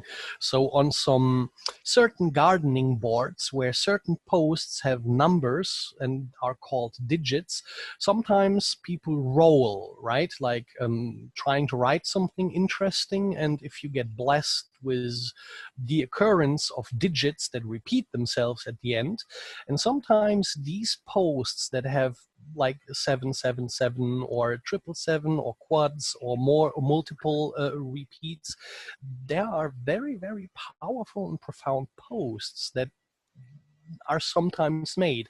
So what is if that is our collective conscious trying to tell us something in this digital world? I mean, after all, it's all mental, right? Even the digital space. It's all energy, as our thoughts, as our brains. Well, and that's kind of it. So I know it's silly, but no, not silly actually. But for example, I look at certain numbers and they make me take note. And again, it's after years of experience. It's not like oh, I just studied this and I think that's kind of cool, so now I'll take note. No, it's years of noticing certain repeating numbers, certain repeating number patterns coming up. And if I see on YouTube and you see someone has put in the kind of like the 77th comment, or they send me to a link to a video and there's been 333 views, etc. I take note of those things. Those things I always take note of and go, oh, okay, well, I'm going to take a look at this, because it's, when things like this happen all the time, you can't call it coincidence. Do you know what I'm saying? So if these numbers are codes, even if these are codes that are just being generated by the construct itself, they're worth taking note of. And it's little things. It's like when I see that when I'm out in public, you know, I look at numbers and things that come up, words that come up on billboards, and go, isn't that funny? I can't remember. Nick and I saw when we were driving to the grocery store on Monday, and we passed a sign and we both went, because it was something we'd just been talking about, and literally a sentence that we had just said, not 2 minutes later, appeared on a billboard. And you sit there and go, but does it have to be a code? I mean, what is if it's just like a nudge? Like, see, there's something interesting. You find these numbers interesting. That's what I mean. Pay attention to it. That's what I mean. It doesn't have to be a code. It can just be a nudge. It's something to get your attention. Something, and that's me. So like, I now pay attention to those things. And it has nothing to do with the numerology or the gematria or anything else. It is just the fact that I have now for so many years seen patterns in numbers and letters that when they do come up, I take note of them, even if it's only for a split second. Things like license plates, all the time. You drive by and you'll see a car with a license plate that jumps out at you because of the numbers and letters, etc. But yeah, no, I do take note, because I think they have to mean something. They have to mean something. You can't literally go day after day after day seeing 11, 11, 11, 11, 11, 11, 11, 11, 11, 11 for fucking years without it meaning something. Even if we don't know what it means, we can at least take note that it's there. I mean, from an outside person to get your interests piqued, right? It doesn't need to be a message in itself. It just has to be like, look over there, see that car? Maybe, or I don't know, maybe you're reading an article and that article is posted on the 11th at 11 o'clock, so to speak. So to And I've done it myself, especially when I had the old website, because the blogger, way it puts things out, it does put the timestamp. And I would get people who would write comments and go, oh my God, you published this article. Did you do this on purpose on November 11th at 11:11? I'd be like, no, I just fucking hit publish as soon as I finished writing it. That's all. And they'd be like, but look. And I'd be like, holy shit. For me, what it comes down to, like, this stuff, like, it's just like there's a knowing inside. Like, there's something that inside of you that's like, you should take a note of that. You know, there's something there. Like, Yep. it's like something inherent to your inner programming of your makeup that, you know, that has us doing that. But even if it comes down to nothing more than, even if it's like I said, there's no inner meaning, nothing more than the fact of, and I've seen it, people who I've known who were completely not awake, not into these kind of conversations or topics, even slightly. And you have a conversation and they look at their watch and go, oh, look, it's 11:11. You know, I've seen 11:11 6 times this week. It's getting crazy. I wonder what that is. It's a nudge. It's a nudge. Like, how many times do things like that have to come up before you start going, wait a second. Wait, whoa. Why does this number keep coming up over and over and over again? It's And interesting. it- And World War One, Armistice Day, which is celebrated as Remembrance Day, the 11th of November at 11 o'clock is when the armistice actually ended World War One. And if they like their numbers, it's fascinating that because the Great War was supposed to end all wars, that didn't work out. Adolf came in and said hello, and then so I think I stepped on Earl there. So, but I just wanted to share that. It's fascinating with the number wise that they chose that day at that time. It's the 311s, and they like their numbers, and so it's like, okay. Well, and that's what I've always said, Monty. It's like fact about I'm not into numerology, but I know they are. So when numbers come up, it's like, for how many news, I mean, when I used to do the news show regularly, how many times would be like, oh, look, there were 33 people killed. Isn't that surprising? Oh, look, it happened at 11:33, and 33 people were killed, and it was off Highway 33. Like, we see certain numbers, especially their numbers. Like if you're talking about how many shootings happened, how many people were killed in a false flag event. You could almost always sit there. Used to have screenshots of all the numbers that would come up. Danny, Yes, those are called for those who instigated those events. And it could be. It totally could be. We don't know for sure, right? How many things have happened through history on the 11th of September? It's like there's too many. It's like apart from 9/11, it goes back to even 1942 and even Bush Senior with his "we're going into a new world order," and he made those golden Glocks and gave them out, Desert Eagle, whatever. It's like, hang on, the pattern recognition is so easy with that one. Yep. That's it. So we pay attention to these things, right? Like when you see these numbers come up, it's always a hint to me that there's something more to it. Like especially in the news when you see the repeating, the 33 being the one that always, and take note.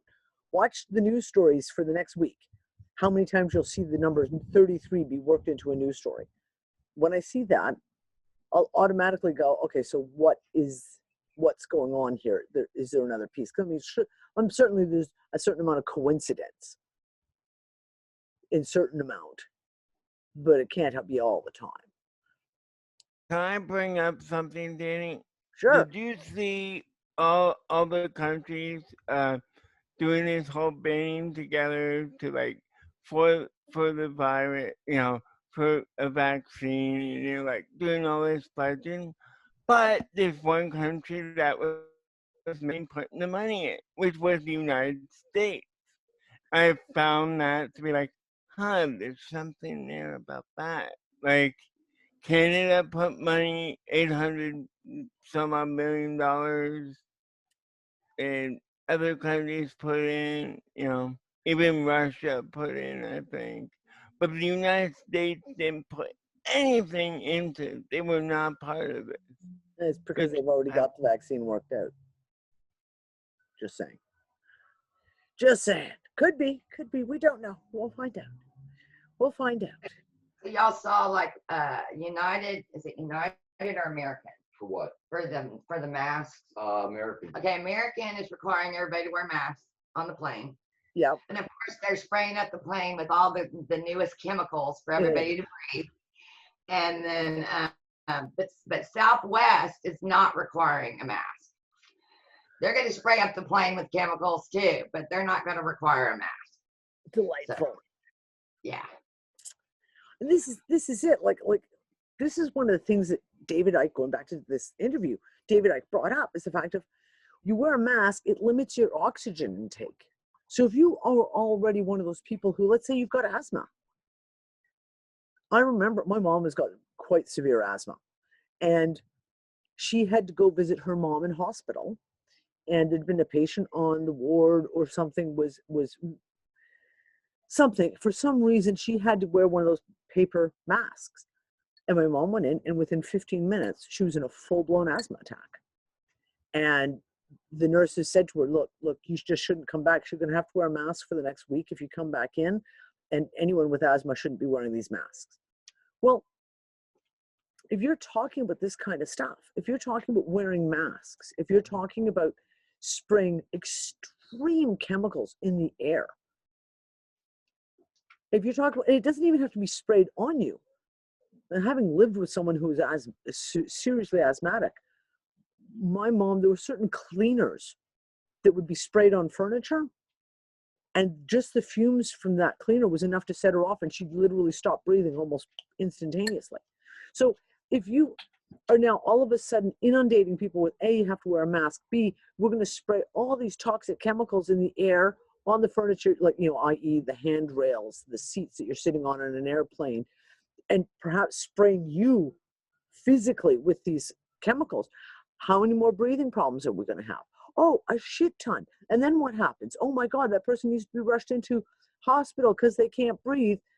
Oh, it must be COVID-19. And that adds to the statistics. Meanwhile, the person had asthma and had an asthma attack because you sprayed them full of fucking chemicals. I mean, but you can see that this is all retarded shit that they're doing. Exactly. If they would really be concerned with the safety of the people, you would tell them, okay, a mask can help not to spread it to others. But then again, you should wear glasses every time you are in a sealed environment where you don't have airflow like outside. Wear a goggle so you don't get stuff in your eyes. Then also, I would suggest you wear only clothes that you wear outside, and you have a special pair of clothes that you can disinfect, like wash it hot on 60 or 90 degrees, right? But you have to change them every time. But none of this happens.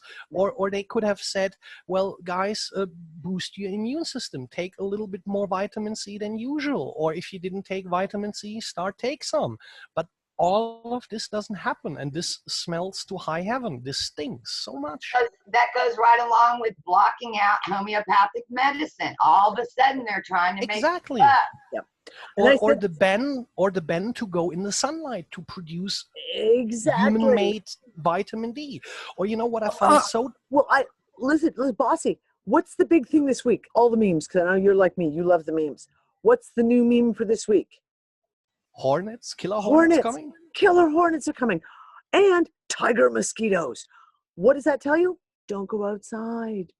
Isn't it just funny how the weather's getting really, really nice, and people are talking about maybe leaving lockdown, but now all of a sudden we're talking about killer bees and hornets and killer tiger mosquitoes that are all going to kill you, so therefore stay inside. And the sunlight is what we're being deprived of. Exactly. Which helps us and keeps us healthy. Exactly. And we know this. This is, again, this isn't new age, newfangled angle, crystal, no. We know the sun creates vitamin D. Vitamin D boosts your immune system. We know this. This is well-researched science. Yet that's been completely wiped out. It's been completely wiped out. Nothing of, and this is what I'm saying at the beginning, you have doctors coming out now talking about the fact of you are suppressing everyone's immune system by telling everyone to stay indoors, wear gloves, wear masks, wear goggles. you are actually suppressing everyone's immune system, because we need that daily interaction with these things to keep our immune system strong. That's how the immune system works. This isn't newfangled shit. This isn't woo-woo, hippy-dippy. No, this is hardcore fact that we know. And yet, everything they're telling us to do is the exact opposite of anything that will boost our immune system. Don't go outside. As if Stay they want to inside. make it worse. As if to make it worse. Didn't a couple get arrested or fined for sitting in their own front yard? I think in the UK or something ridiculous like that. There's reports all around like, oh, you can't be sitting here. Or even, I think it was in the UK, they used drones to find campers.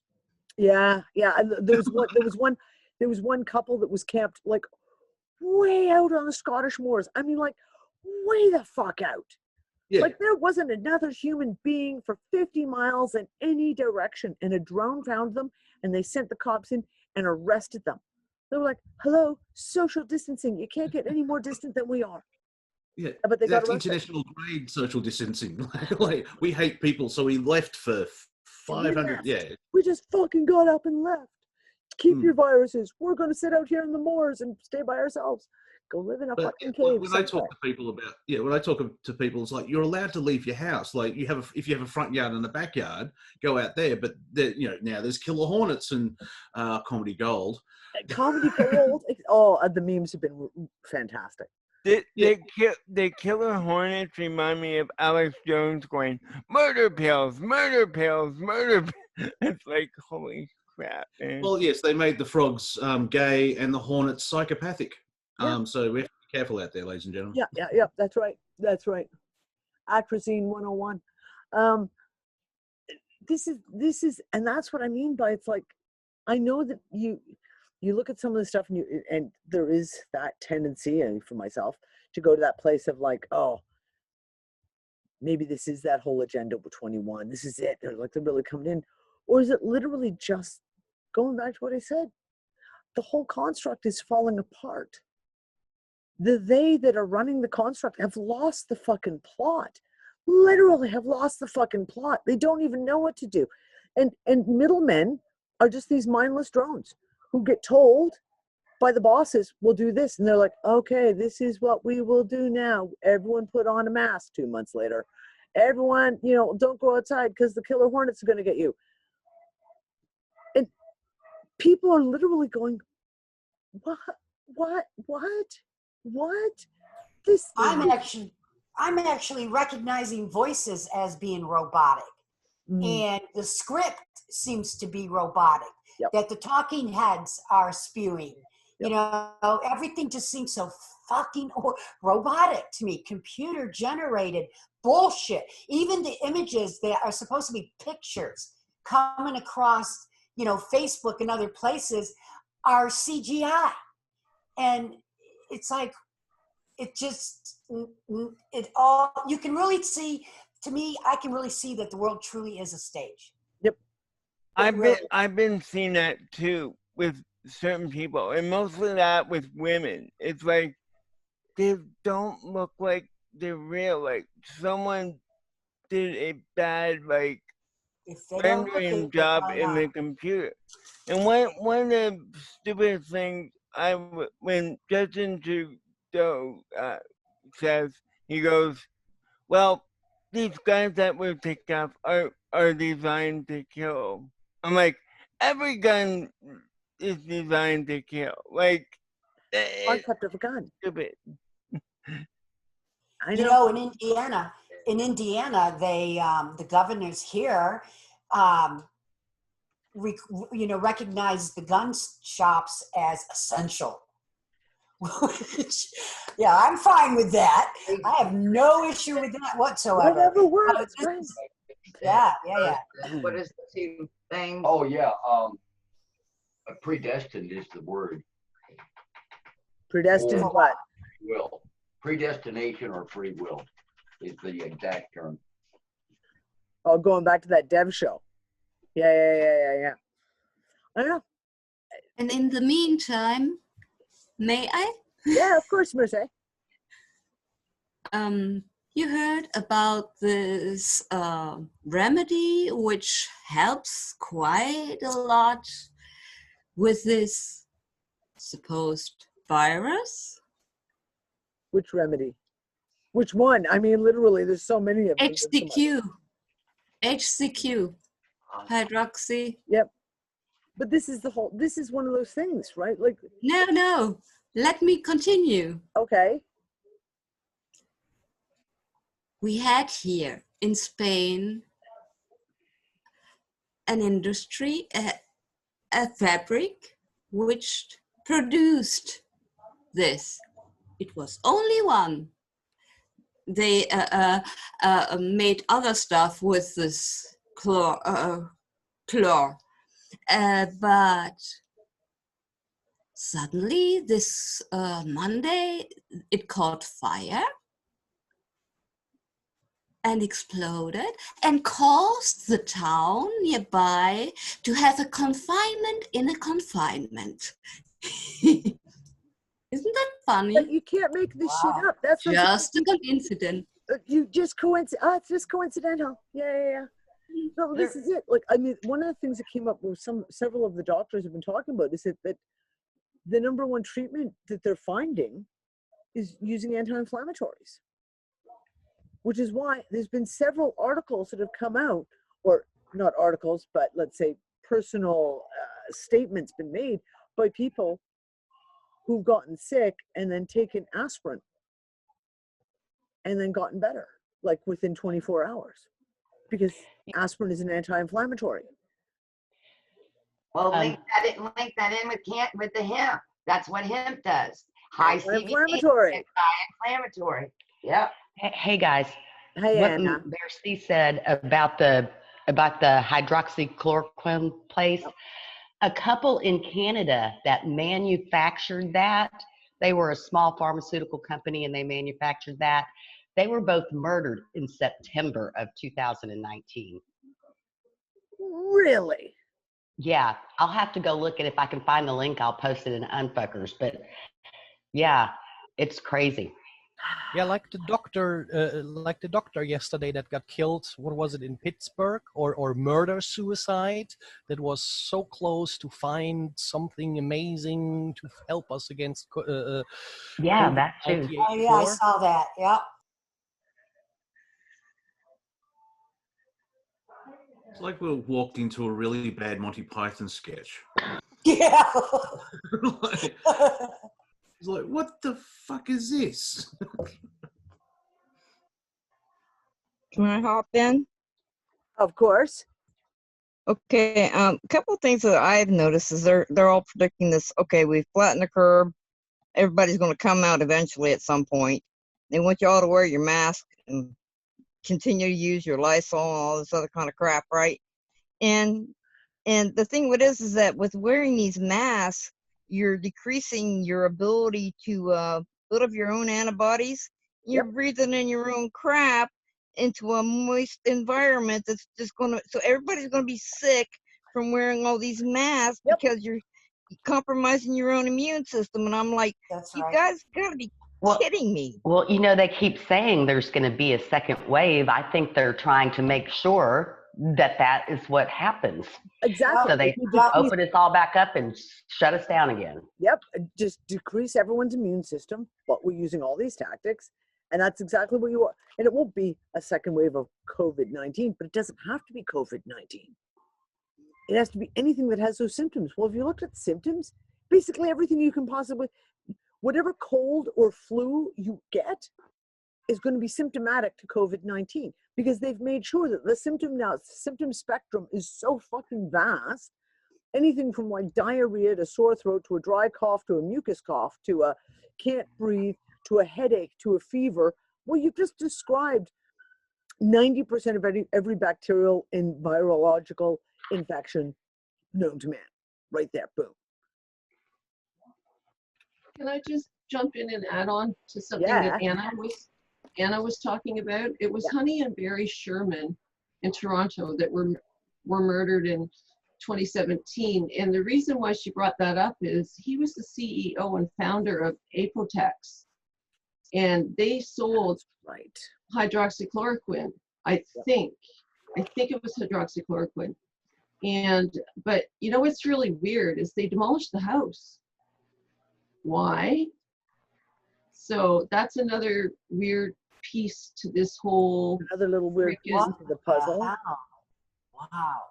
So it was Honey and Barry Sherman, and I remember them demolishing the house. Yep. Yeah. I remember And the murder. just the only reason why his name stands out is because he was Apotex, which is a pharmaceutical company, founder and CEO. So, and I think someone, it might have been Mel Fabregas that did a recent video. He's been calling them COVID Chronicles, but I think they got pulled down off of YouTube. But you might be able to go to Veritas and see he's done 7 of them, and you can see them in the. I think you can see them in the non-members area. They're really, really good, and he was the one that I think mentioned Honey and Barry Sherman. That's why it's fresh in my mind. And the weird thing was just the demolishing of the house, but he puts a lot of links together with the hydroxychloroquine and the remdesivir. What's the new one that they keep talking about? There's a difference in price anyways. One you can produce for cents on the dollar, and the other one is going to cost everybody a fortune. Of course. So, and he does a really good episode, and I can't remember which one it was. It was one of the later ones where he talks about hydroxychloroquine and how people have been using it for years and years and years to fight malaria, and he gives all the evidence. And so this whole thing coming out with, oh my God, the side effects are so bad, he's calling BS on it. Really good if anybody's interested. Mel Fabregas from Veritas. Yeah, but isn't it actually a good thing that if you used it for so long, you pretty much know all the stuff that this drug does? So it is, not that bad because you know what it does and who can take it and who can't, so to speak, right? So Yeah, that's right. You're aware. Yeah, I think that was the point he was trying to make, because Fauci came out and said, no, no, no, no. And then they've got whoever, their stage actors coming out saying, oh my God, the side effects were so bad from taking that. I mean, I don't know. I mean, there's side effects from every drug, really, but so his argument are different for every person. Yeah. But Nancy, wasn't there also something with the guy Fauci that the hydro is basically rather cheap to produce, and the stuff that they were pushing was literally, I don't know, don't call me out of this, like 60, or something like that. But I had something like $69 per pill, so to speak, and you need a couple of those, right? Yeah, well, that's right. But they do this all the time. And this is the thing. The hydrochloroquine is not patentable anymore. So you can basically make it as a generic. If I'm not mistaken, I believe that any pharmaceutical company can literally start making it like that because it is no longer covered by a patent, which is why a lot of these old medications, even though they discover brand new uses for them, and there's a lot of them, they get stomped on by the pharmaceutical industry because they don't want you to find out that you can cure this, that, and the other with a pill that has been under common license now for 50 years that they can't patent, and you can buy it for, like you say, pennies on the dollar to make the stuff. They don't want people doing that. So they stomp on it all the time. So again, going back to what Dawn was saying earlier about the homeopathics and stuff. Nick and I had, when Dawn, it was actually last night that Dawn sent me the message, maybe this morning, and Nick and I had a whole conversation about it. And we said, well, this is the whole thing. We've got a situation right now where the hospitals are not accepting patients. All elective surgeries have been canceled, pretty much almost globally. Cancer treatments, canceled. So you have all of these people out there who have gone issues with pain, issues with medical conditions that have been going on for years, have got cancer, etc. Now they're not getting treatment. And these people can be the most, sorry to say it, but the most asleep people on the planet. But it doesn't matter because now they don't have access to that. So now they're being forced to start looking for alternatives. And using like homeopathics as an example. I had a friend of mine who I got her to give her little one for teething, homeopathics. They were over visiting.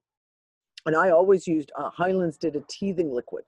It was a homeopathic teething liquid that was the be all end all if you have a teething baby. I'm a toddler, doesn't matter.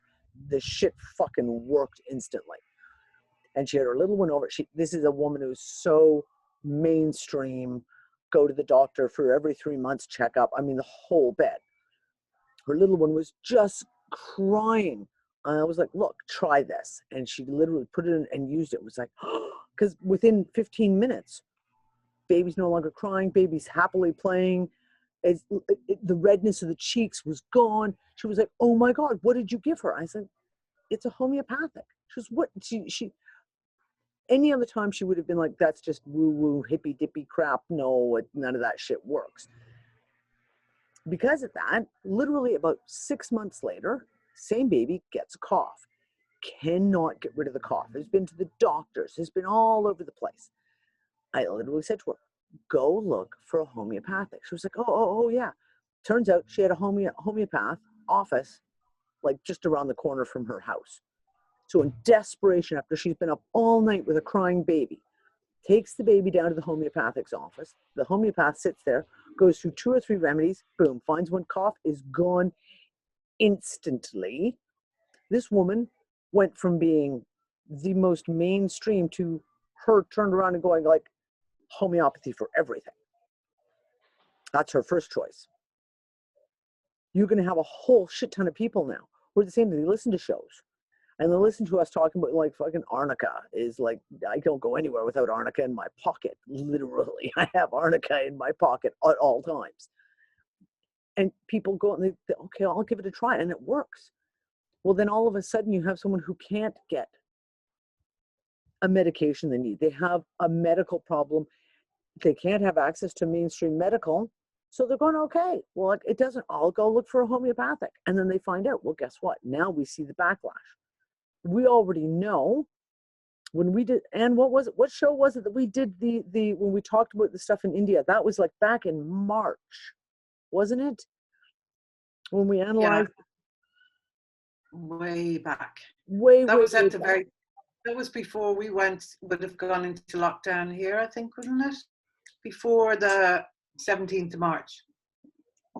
And we talked about the homeopathic, what India, the Ministry of Homeopathy in India, so government Ministry of Homeopathy in India was recommending. I got messages after that show because we talked about arsenicum, we talked about arnica, arsenicum, and aconite. Aconite, that's it. I was get all the A ones out. People went looking for them. And I told lots of people, I said, look, like Helios does like a first aid kit. I'm telling you, I don't go anywhere. For 10 years, I've owned a Helios first aid kit that has all the little remedies and the little teeny bottles and a little brief. Those kits sold out.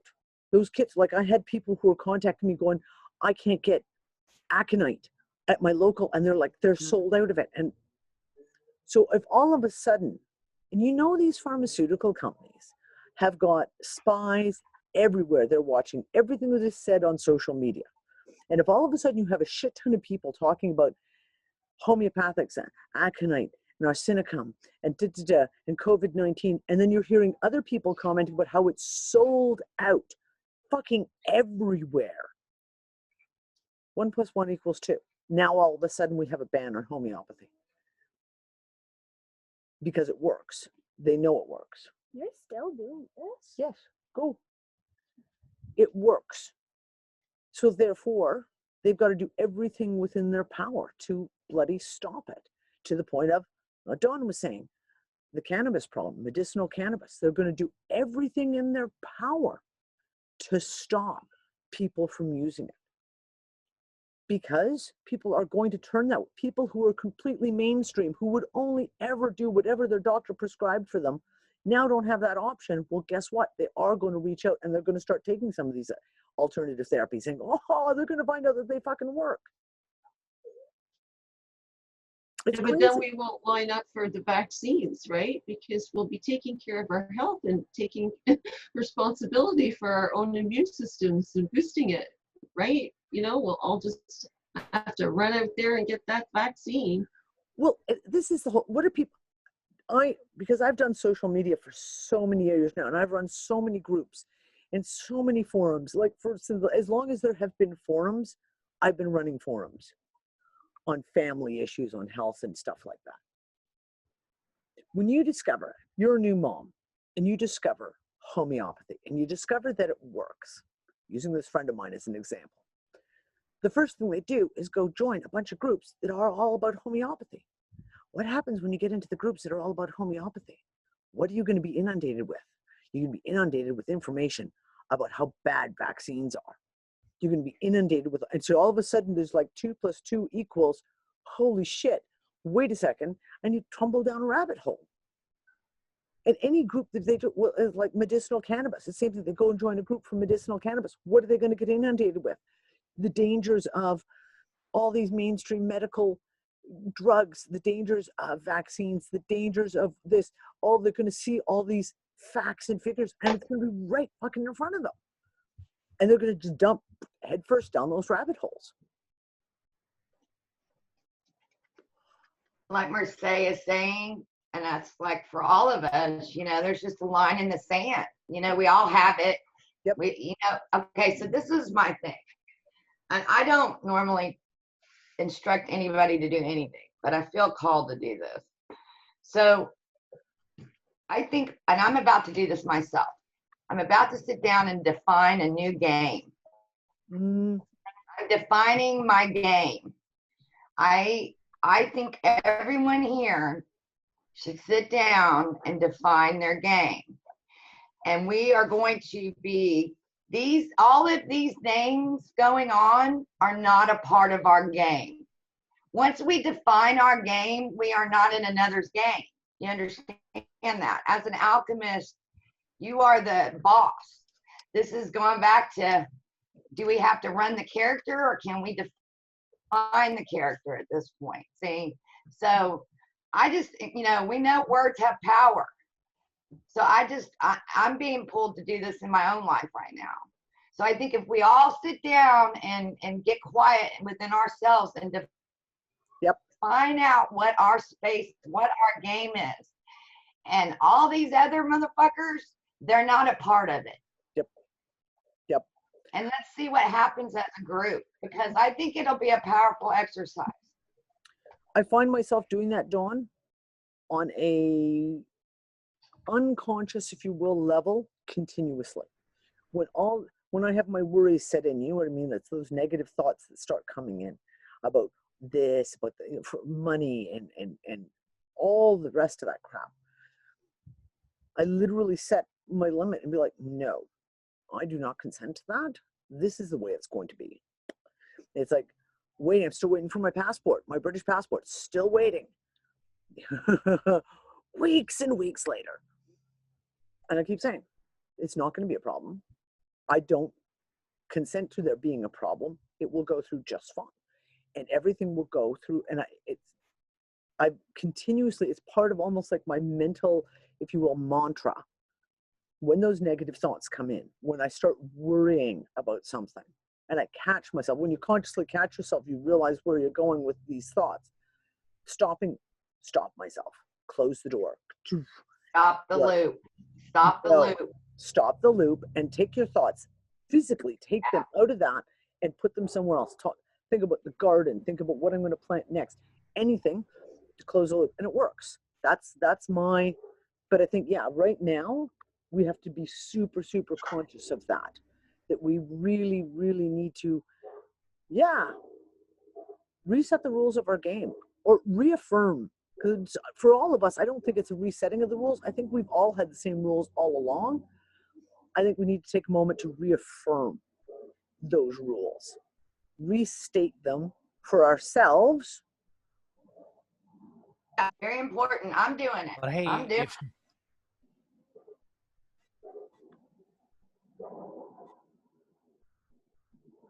if they exactly see always to do it. We just didn't know it. Me, Okay, that's why we end up in their game. Not to say we haven't all been defining as we go, like she says, but I think the act of putting it down. Like I have this thing on my wall I've had for about a year now, and I put I choose ...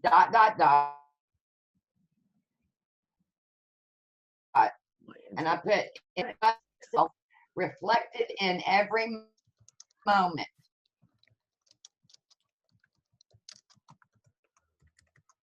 Reflected in every moment. Exactly. And the more come together in the same intent, the bigger the wave gets and the better we are protected. What I mean, define your game, because you know what? You are that big. You've never been small. And it's time that we stand in our own spaces, because if we don't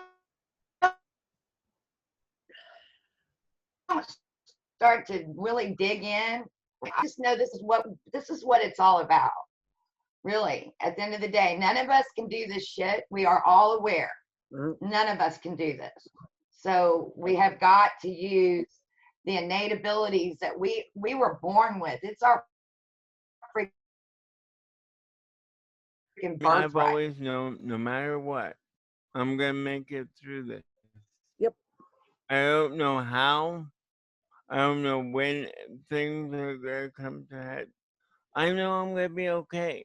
I just know that since like my awakening, they was like, they're gonna try and take over this world, but I don't believe that they can do it. Like that's when I could consider myself awakening. It's when I came to that realization.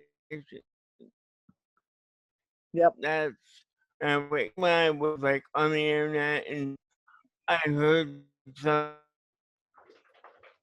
in my mind say, let's go look at that. It was that's gonna stop them I agree, guys. I agree. from doing Set what the they want to intent, do. but just set that intent and be like, this is it. This is the, it's not even intent. This is the way it will be, not. Conquered their beach. Newsom opens them. And how nice. There she is. Sorry, guys. My internet has been getting worse and worse and worse for the last 5-10 minutes. It's like,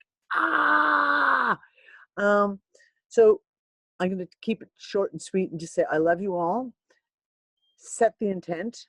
But like I say, it's not even about the intent. It will be this way. Not, I want it to be this way. It's no, I will be this way. And I will see you all next Wednesday. I'm going to say goodbye now before I completely cut out, because holy crap, internet. That way, everyone help me will intent that I can get a goddamn fucking bank account so I can get real internet. That would be nice. Fucking crazy. Okay, darlings, I love you. We'll see you next week. Ciao. See ya.